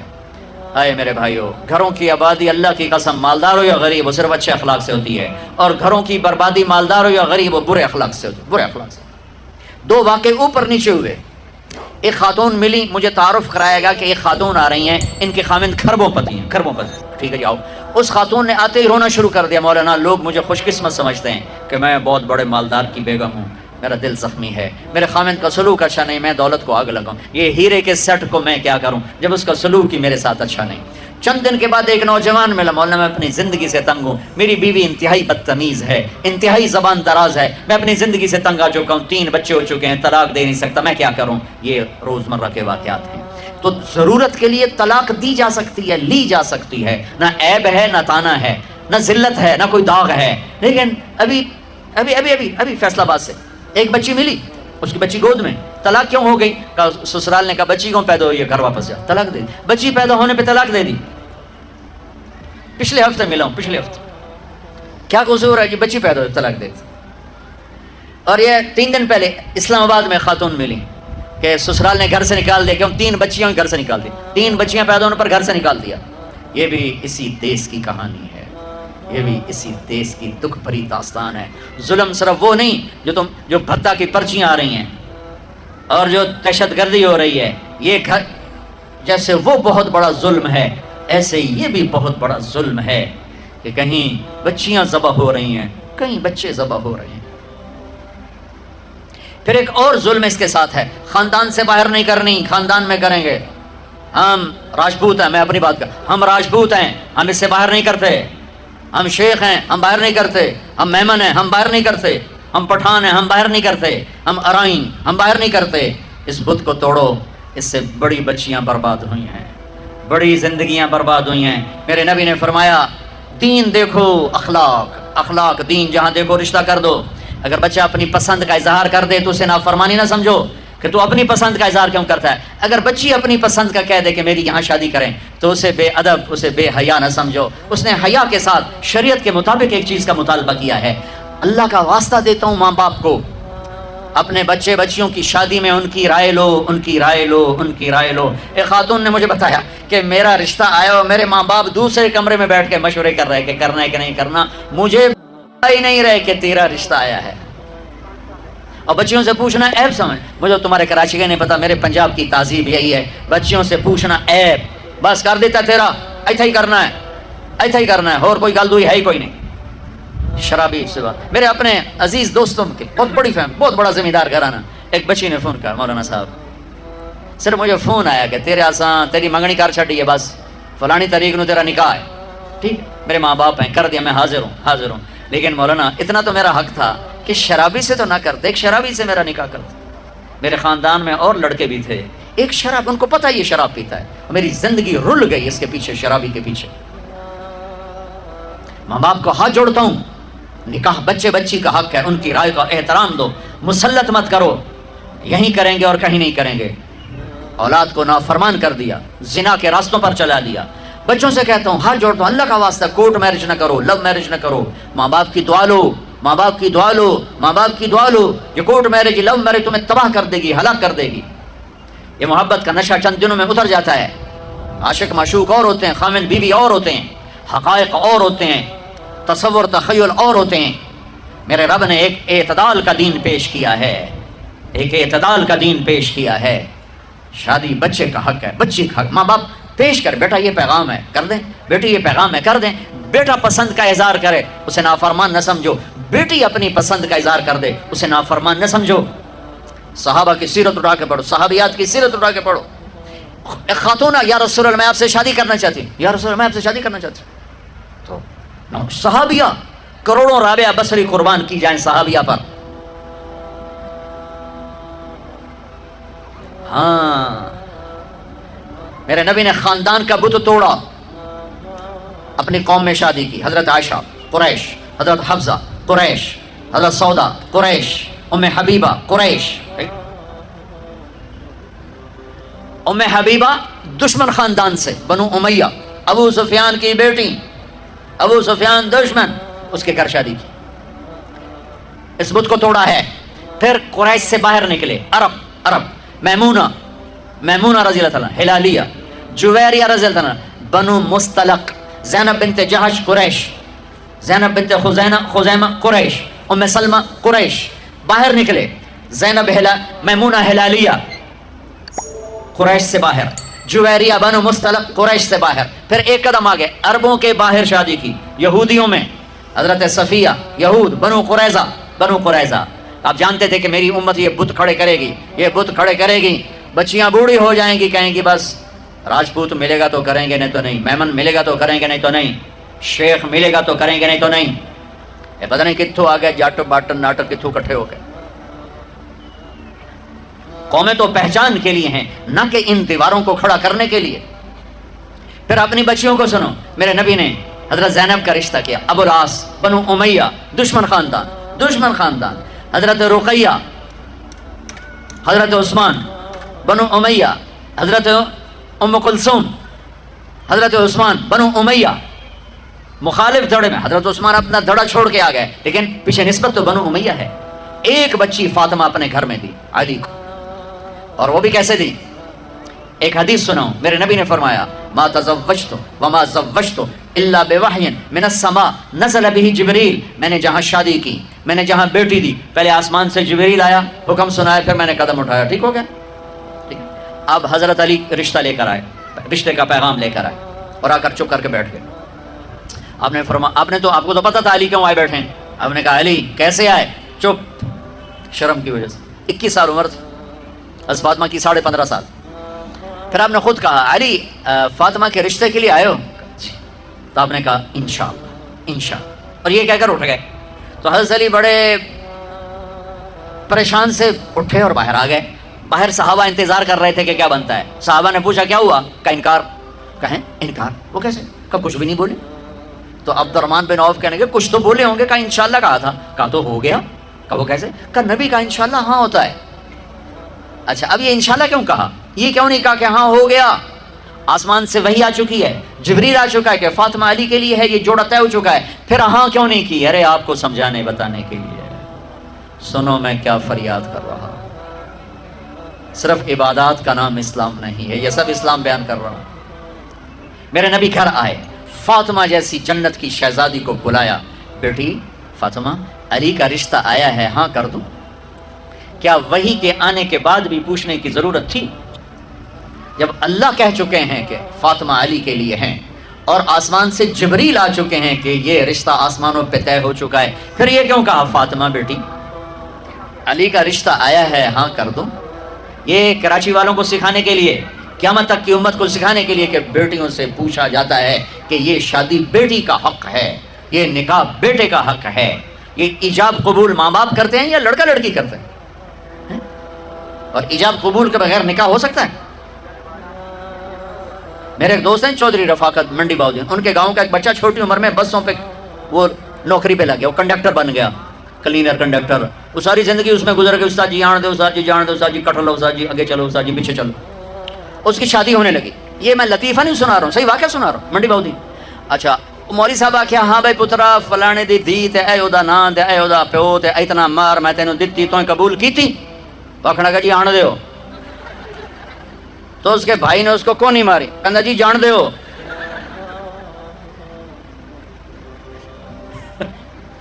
وہ سمجھا چاہتے بھی آن دے تو جان دے، کٹ لو کر لو. ایجاب قبول کتنے ضروری لفظ ہیں کہ جب تک لڑکی لڑکا یہ نہیں کہیں گے نکاح نہیں ہوگا. یہ ماں باپ کا حق ہے، یہ بچوں کا حق ہے. تو آج ماں باپ کیوں ظلم کرتے ہیں کہ زبردستی اپنی مرضی کی شادی مسلط کرتے ہیں؟ اللہ کرے ہماری اولاد ہماری مرضی پہ شادی کرے. بچوں سے کہتا ہوں ماں باپ کی مرضی کی شادی کرو، ماں باپ کی مرضی کی شادی کرو، ماں باپ کی مرضی کی شادی کرو. میں تمہیں بغاوت کی راہیں نہیں دکھا رہا، لیکن جو ماں باپ جبر کر رہے ہیں میں اس کے سامنے ہاتھ جوڑ رہا ہوں، اس کے سامنے ہاتھ جوڑ رہا ہوں کہ واقعات سن سن کے دیکھ دیکھ کے میرا کلیجہ پکا ہوا ہے. میں اس لیے بول رہا ہوں یہ وہ مضامین ہیں جو نئی ممبر سے بیان کیے جاتے.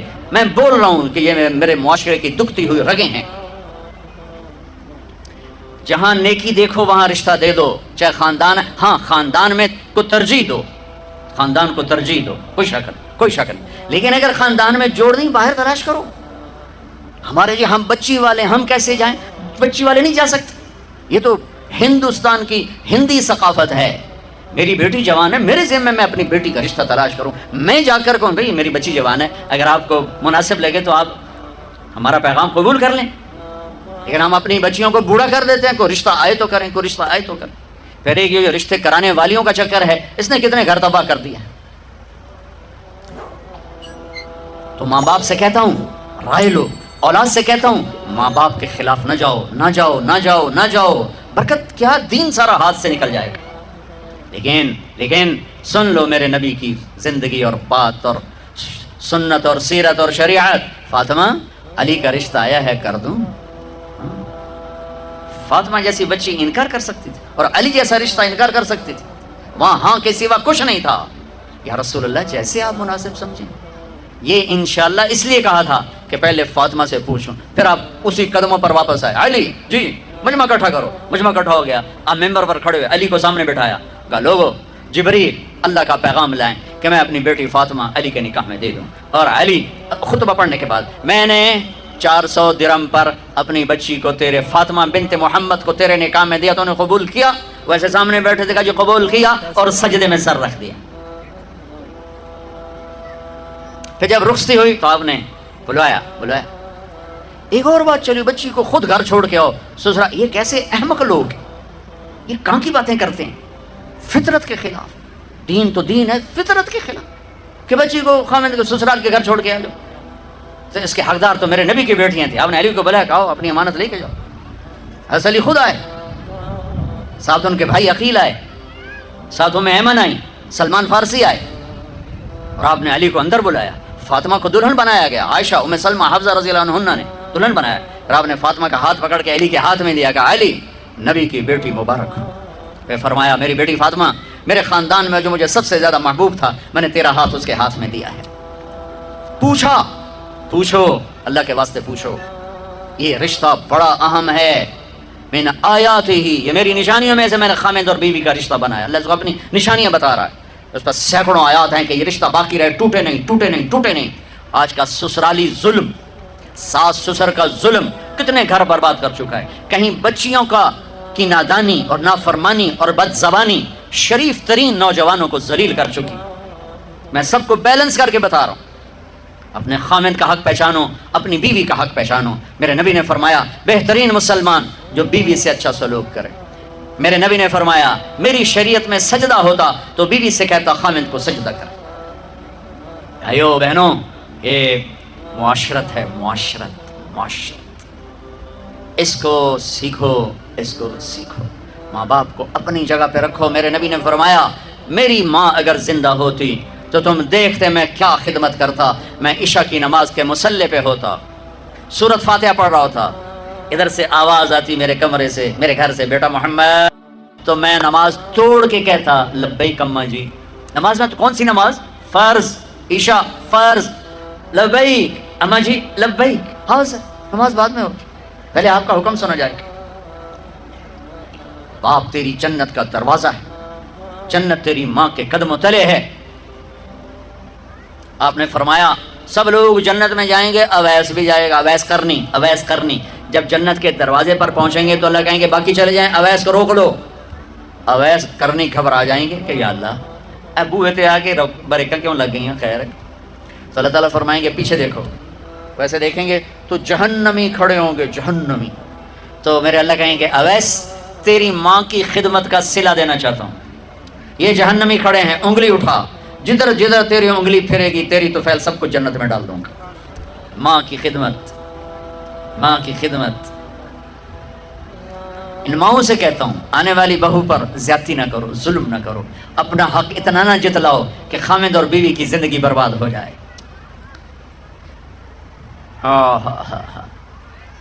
اور سنو، آپ نے حضرت عمر سے کہا عمر تیرے زمانے میں ایک شخص آئے گا اویس بن عامر من مراد من قرن. اویس بن عامر مراد قبیلہ اور قرن اس کی شاخ ہوگی. یمن سے آئے گا، رنگ کا کالا، قد کا درمیانہ. اسے پھلبیری برس کی بیماری ہوئی تھی، اب ٹھیک ہو گیا ہے، ایک سفید نشان باقی ہے. جب وہ آئے تو اس سے تم نے اور علی نے دعا کرا. تم نے اور علی نے، علی علی اور عمر تم نے اس اویس سے دعا کرانی ہے یا رسول اللہ ہیں؟ وہ کیوں؟ اس لیے کہ اس نے ماں کو راضی کر کے وہ مقام پایا ہے، جب ہاتھ اٹھاتا ہے تو اللہ اس کے ہاتھ خالی نہیں لوٹاتا۔ علی اور عمر سے کہا جا رہا ہے، علی عمر کو ضرورت نہیں تھی اویس کی دعا کی، ہمیں پیغام دینا تھا کہ ماؤں کی خدمت کیسے چھوٹوں کو بڑا بنا دیتی ہے، کیسے چھوٹوں کو کیا مقام مل جاتا ہے۔ حضرت عمر رضی اللہ عنہ جب خلیفہ بنے ہر سال حج کرتے تھے، ہر سال اویس کوئی نہیں ملا، تو ایک سال انہوں نے سارے حاجی اکٹھے کر لیے، سامنے کھڑے کر، ہاں بھائی سب کھڑے ہو جاؤ، کھڑے ہو، اچھا بھائی یمن والے کھڑے رہو باقی بیٹھ جاؤ، تو ایک بہت بڑا مجمع کھڑا تھا، اچھا بھائی مراد والے کھڑے رہو باقی بیٹھ جاؤ، تو چند لوگ رہ گئے، اچھا بھائی کرن والے کھڑے رہو باقی بیٹھ جاؤ، تو ایک آدمی باقی بچا، ایک کہ تم کرنی مراد جی، میں اویس کرنی کے گاؤں گیا ہوں اور ان کے قبیلے سے بھی لوگوں سے ملاقات کی ہے، جہاں وہ پیدا ہوئے وہاں بھی گیا ہوں۔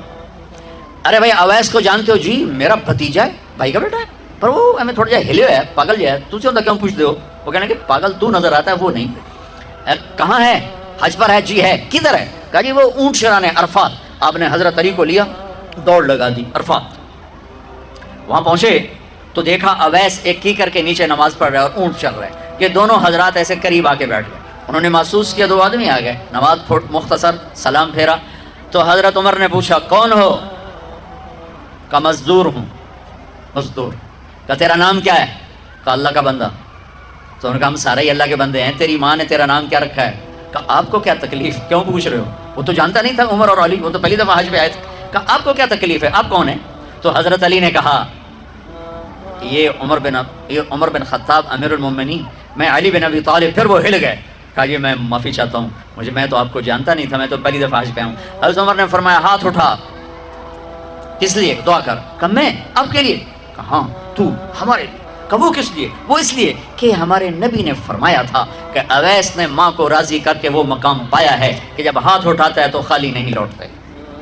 آپ کی مائیں زندہ ہیں تو یہ کام کر لو، مر گئی ہیں تو ان کی قبروں پہ جایا کرو، وہاں بیٹھ کے قرآن پڑھا کرو، ان کے لیے ایصال ثواب کرو، صدقہ کرو، خیرات کرو، زندہ ہیں ان کے پاؤں دھو کے پیو۔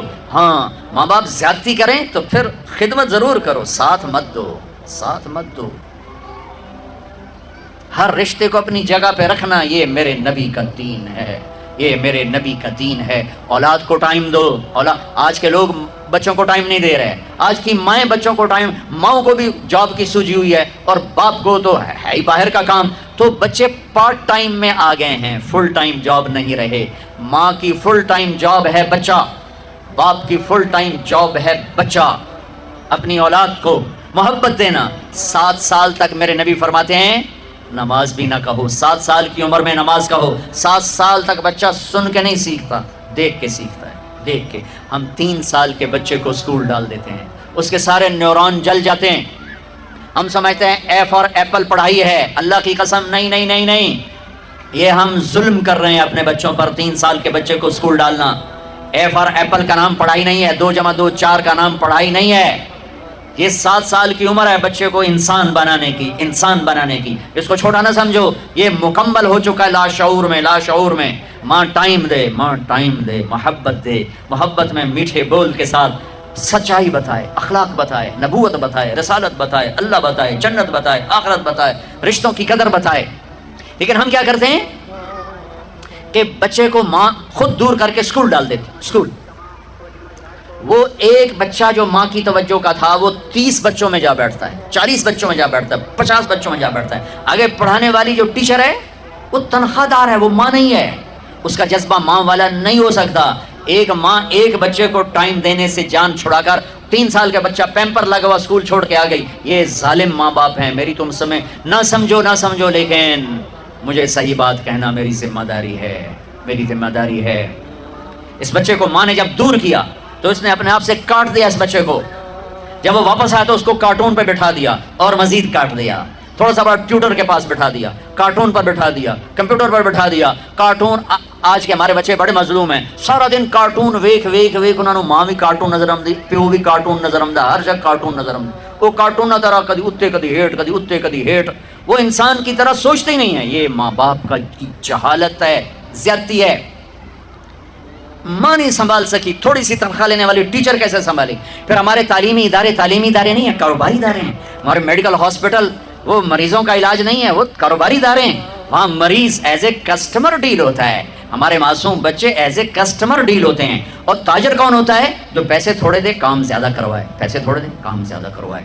تو ہمارے تعلیمی اداروں میں جو ٹیچر ہیں، جو لڑکیاں، جو مرد اور ٹیچر ہیں، ان کی تھوڑی تھوڑی تنخواہیں ہیں، وہ بیمار ہو جائیں تو اس میں علاج نہیں کرا سکتے، بڑی محدود سکیل کی تنخواہیں ہیں، تو وہ ایک تنخواہیں تھوڑی، ایک 40 بچے، وہ کیسے تربیت کرے گی؟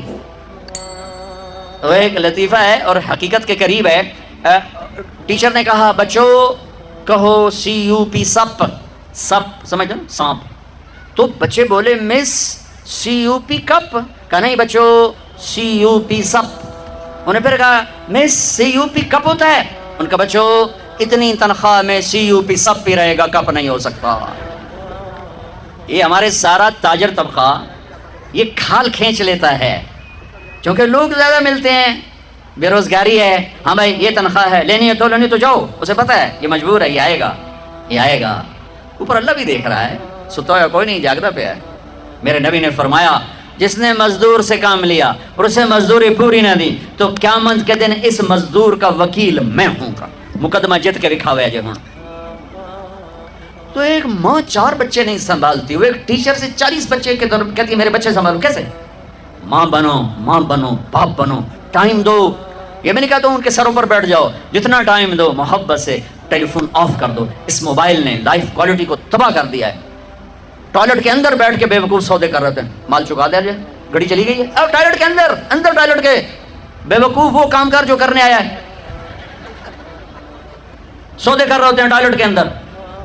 گاڑی چل رہی ہے، ٹیلی فون چل رہا ہے، گاڑی کتنا ٹکر ہو گئی، پھر روٹی کھا رہے ہیں ٹیلی فون سن رہے ہیں، روٹی کھا رہے ہیں ٹیلی فون سن رہے ہیں، روٹی کھا رہے ہیں ٹی وی دیکھ رہے ہیں۔ اب میرے نبی بڑی پیاری زندگی لے کر آئے ہیں۔ جب آپ گھر میں جاتے تھے بیوی کے ساتھ، بچوں کے ساتھ، کسی سے نہیں ملتے تھے، آپ نے اپنے وقت کو تقسیم کیا ہوا تھا، جس میں ایک حصہ بیوی کے لیے، بچوں کے لیے حسن حسین زینب، ان کے لیے ام کلثوم، بچوں کے لیے تھا۔ تو آپ اس میں کسی سے نہیں ملتے تھے، صرف بچوں کے ساتھ، بیوی کے ساتھ ہنسنا کھیلنا بیٹھنا۔ ہم اپنے بچوں کے ساتھ بیٹھ کر بھی نہیں ہوتے، موبائل کی گھنٹی بجی اور ابا مجلس سے غائب، موبائل کی گھنٹی، بچہ متوجہ ہے، ماں کا فون بجا، بچہ بات کر رہا ہے، ماں نے فون کان کو لگا، اس نے بچے کو ذبح کر دیا۔ کان دو، کان سنو اپنے، اگر چھوٹے بچے ہیں، کیا بڑے بچے ہیں، سنو اپنے بچوں۔ ہم سنتے نہیں، کان دو کان۔ یہ واحد 5 سینسر میں ایسا سینسر ہے جو بند نہیں ہوتا۔ آنکھیں بند، اب میں نہیں دیکھ رہا، زبان بند، اب میں ذائقہ نہیں چکھ سکتا، میں نے ہاتھ اٹھا لیے، اب میں محسوس نہیں کر سکتا کہ بند ہو گیا، نہیں، میں نے ناک بند کیا، اب میں سونگھ نہیں سکتا، لیکن میں کان نہیں بند کر سکتا، یہ ہر وقت چلتا ہے، میں نے انگلی ڈال لی، لیکن اب میں اپنی باتیں خود سن رہا ہوں۔ کان ایک ایسی چیز ہے جو سب سے پہلے بچے کی جو چیز زندہ ہوتی ہے، دل سب سے پہلے دھڑکتا ہے، پھر جب کان بنتا ہے تو بچے کا منہ نہیں کھلتا، پھیپڑا نہیں چلتا، سونگتا نہیں ہے، کھاتا نہیں ہے، پکڑتا نہیں ہے، لیکن کان ماں کے پیٹ میں بھی سنتے ہیں۔ لہٰذا ہم جب بچے کے کان میں اذان دیتے ہیں تو آپ یہ نہ سمجھو کہ میرے نبی نے بات اہمی کہتی ہے، بچے نے اذان، بچہ سن رہا ہے، کان ایکٹیو ہے۔ اذان پہلا پیغام ہے، صاف تختی پر لا الہ الا اللہ محمد رسول اللہ لکھ دو، فل سنا ہے۔ اصحاب کہف کو اللہ نے سلا کر کہا فَضَرَبْنَا عَلَىٰ آذَانِهِمْ، میں نے ان کے کانوں کو بند کر دیا، یہ نہیں کہا آنکھوں کو بند کر دیا، کہ میں نے ان کے کانوں کو بند کر دیا، چونکہ کھٹکے سے آدمی اٹھ کے بیٹھ جاتا۔ اپنے بچوں کو کان دو، ان کی سنو۔ اب دیکھنا آپ کے بچے کیسے قریب آتے ہیں۔ بچے کے پہلے ہیرو ماں باپ ہوتے ہیں، پھر جب وہ سوٹے اٹھاتے ہیں تو وہی ماں باپ ولن بن جاتے، پھر ان کو ولن نظر آتے۔ جب گھر میں آؤ ایک فیملی بنو، میں نے کئی دفعہ دیکھا ہے کہ ہر بچہ موبائل سے کھیل رہا ہے، یہ یہاں ماں ادھر ابا ادھر، سب موبائل میں لگے ہوئے ہیں، سب، ایک بھی آپس میں گفتگو نہیں ہو رہی۔ اللہ کا واسطہ ہے، رشتے مت توڑو، لوہا بن جاؤ گے، مشین بن جاؤ گے۔ اس موبائل نے جغرافیہ سکیڑ دیا اور دلوں کو مشرق اور مغرب سے زیادہ دور کر دیا۔ یہاں بیٹھ کے امریکہ کی آواز سنو، لیکن یہاں بیٹھ کے دل اور دل سے نہیں ملا ہوا، ایک گھر میں رہ کر بچہ اپنے موبائل کے ساتھ، بچی اپنے موبائل کے ساتھ، اماں اپنے موبائل کے ساتھ، خامد اپنے موبائل کے ساتھ۔ یہ لائف کوالٹی ہے، یہ زندگی ہے۔ کھاتے کھاتے موبائل، سودے، یہ زندگی ہے۔ پیشاب کرتے موبائل، یہ زندگی ہے۔ تمہارے مال کا کیا فائدہ اگر تمہاری زندگی کی کوالٹی برباد ہو گئی؟ دیکھو تو صحیح، صبح سے شام اپنے آپ کو اینالائز تو کرو کہ تم 24 گھنٹے کیسے گزار، کیا اس کا نام زندگی ہے؟ کہ صرف تمہارا کاروبار بہت بڑا ہے، تمہاری شاپس کھل گئی امریکہ میں، یورپ میں، ایشیا میں، افریقہ میں، اور تمہارے کاروبار چل گئے، تمہارے سودا، تم خود کیا ہو؟ تمہاری اپنی زندگی کیا ہے؟ اٹھو تو موبائل کان سے، لیٹو تو موبائل کان سے، بیٹھو تو موبائل کان سے۔ جب اپنے بچوں میں بیٹھو، خامد بیوی بچے، موبائل بند کر دو، آپس میں بیٹھو۔ یہ بیٹھنا تربیت ہے، تربیت ہے۔ نصیحت کرنا تربیت نہیں ہوتی، رویے تربیت ہوتے ہیں، رویے، سلوک۔ بیوی کو محبت دو، بیوی خامد کو محبت دے، درگزر اللہ کے واسطے پکڑ تھکڑ کا معاشرہ ختم کرو، تنقید اور طنز کا معاشرہ ختم کرو۔ مائیں چھوٹے سے بچے کو بڑا بنانے کے چکر میں ادھر سے تھپڑ ادھر سے تھپڑ، یہاں نہیں بیٹھنا، یہاں نہیں بیٹھنا، یہ نہیں کھانا، وہ نہیں کھانا، یہ کیا کیا، وہ کیا کیا، سہم سہم سہم، بچہ ماں باپ سے کٹ کے کہیں کا کہیں چلا جاتا۔ مجھے پتا ہے تم نہیں کرو گے، لیکن سنو تو صحیح، تمہیں اگلے نہیں کر رہے ہو، ابھی تک بچے کو اسکول نہیں بھیجا، اوہ اس کا تو فیوچر خطرے میں پڑ گیا، اس کا تو فیوچر خراب ہو جائے گا، ابھی تک اسکول نہیں گیا، حالی وہ پیمپر لتھا نہیں، اوہ ابھی تک اسکول نہیں بھیجا، اوہ۔ جب تک ایسے بے وقوف ماں باپ ہیں، اسکول والوں کی چاندی سونا بنتا رہے گا۔ ماں کس کام کے لیے؟ کیوں 9 مہینے پیٹ میں اٹھانے کی تکلیف، کیوں 9 مہینے پیٹ میں رکھنے کی تکلیف اٹھائی، کیوں اپنی چھاتیاں دودھ پلا پلا کے نیچے لٹکا دی، کیوں؟ کہ یہ ایک میرا آسرا بنے، اچھا صحیح انسان بنے، کبھی اسکول کے حوالے، کبھی ٹیوٹر کے حوالے، کبھی کارٹونوں کے حوالے، کبھی لیپ ٹاپ کے حوالے۔ تو اپنے حوالے کب کریے اس کو؟ اچھا انسان بنا دو، پھر لیپ ٹاپ بھی چلائے، پھر کمپیوٹر بھی چلائے، اسکول بھی جائے، کالج بھی جائے، یونیورسٹی بھی جائے۔ یونیورسٹیاں ہیں، تہذیب کوئی نہیں، اسکول ہیں، علم کوئی نہیں، پی ایچ ڈی کی ڈگری ہے، جہالت کی انتہا ہے، انسانیت نام کا پتہ ہی کوئی نہیں کہ انسان کہتے کسے۔ یہ میں سب دین بتا رہا ہوں، گھر کی زندگی بتائیے۔ رمضان تو 1 مہینے کی چیز ہے، آئے گا چلا جائے گا، گھر کی زندگی تو موت تک ساتھ چلتی ہے، ساتھ چلتی ہے۔ یہ سب رشتے ہیں، ان کو عزت دو، بہنوں کو وراثت میں حق دو، بہنوں کو وراثت میں حق دو، بہنوں کو وراثت میں حق دو۔ اگر باپ کی طرف تمہاری ذاتی کمائی ہے تمہارے ذمہ نہیں، باپ کی طرف سے 1 اینٹ بھی آئی ہے تو آدھا ٹکڑا کر کے دو بہنوں کو۔ لیکن میرے پنجاب میں، خاص طور پر میرے ذمہ دار ماحول میں، کوئی بہنوں کو حصہ نہیں ملتا، بالکل نہیں ملتا۔ چیلی انگوٹھے لگوا کے زمین اپنے نام کروا لیتے ہیں۔ یہ ظلم و ستم ہر گاؤں میں ہے، ہر جگہ پر ہے، اور جس نے بہنوں کا حق کھایا، سارا رزق حرام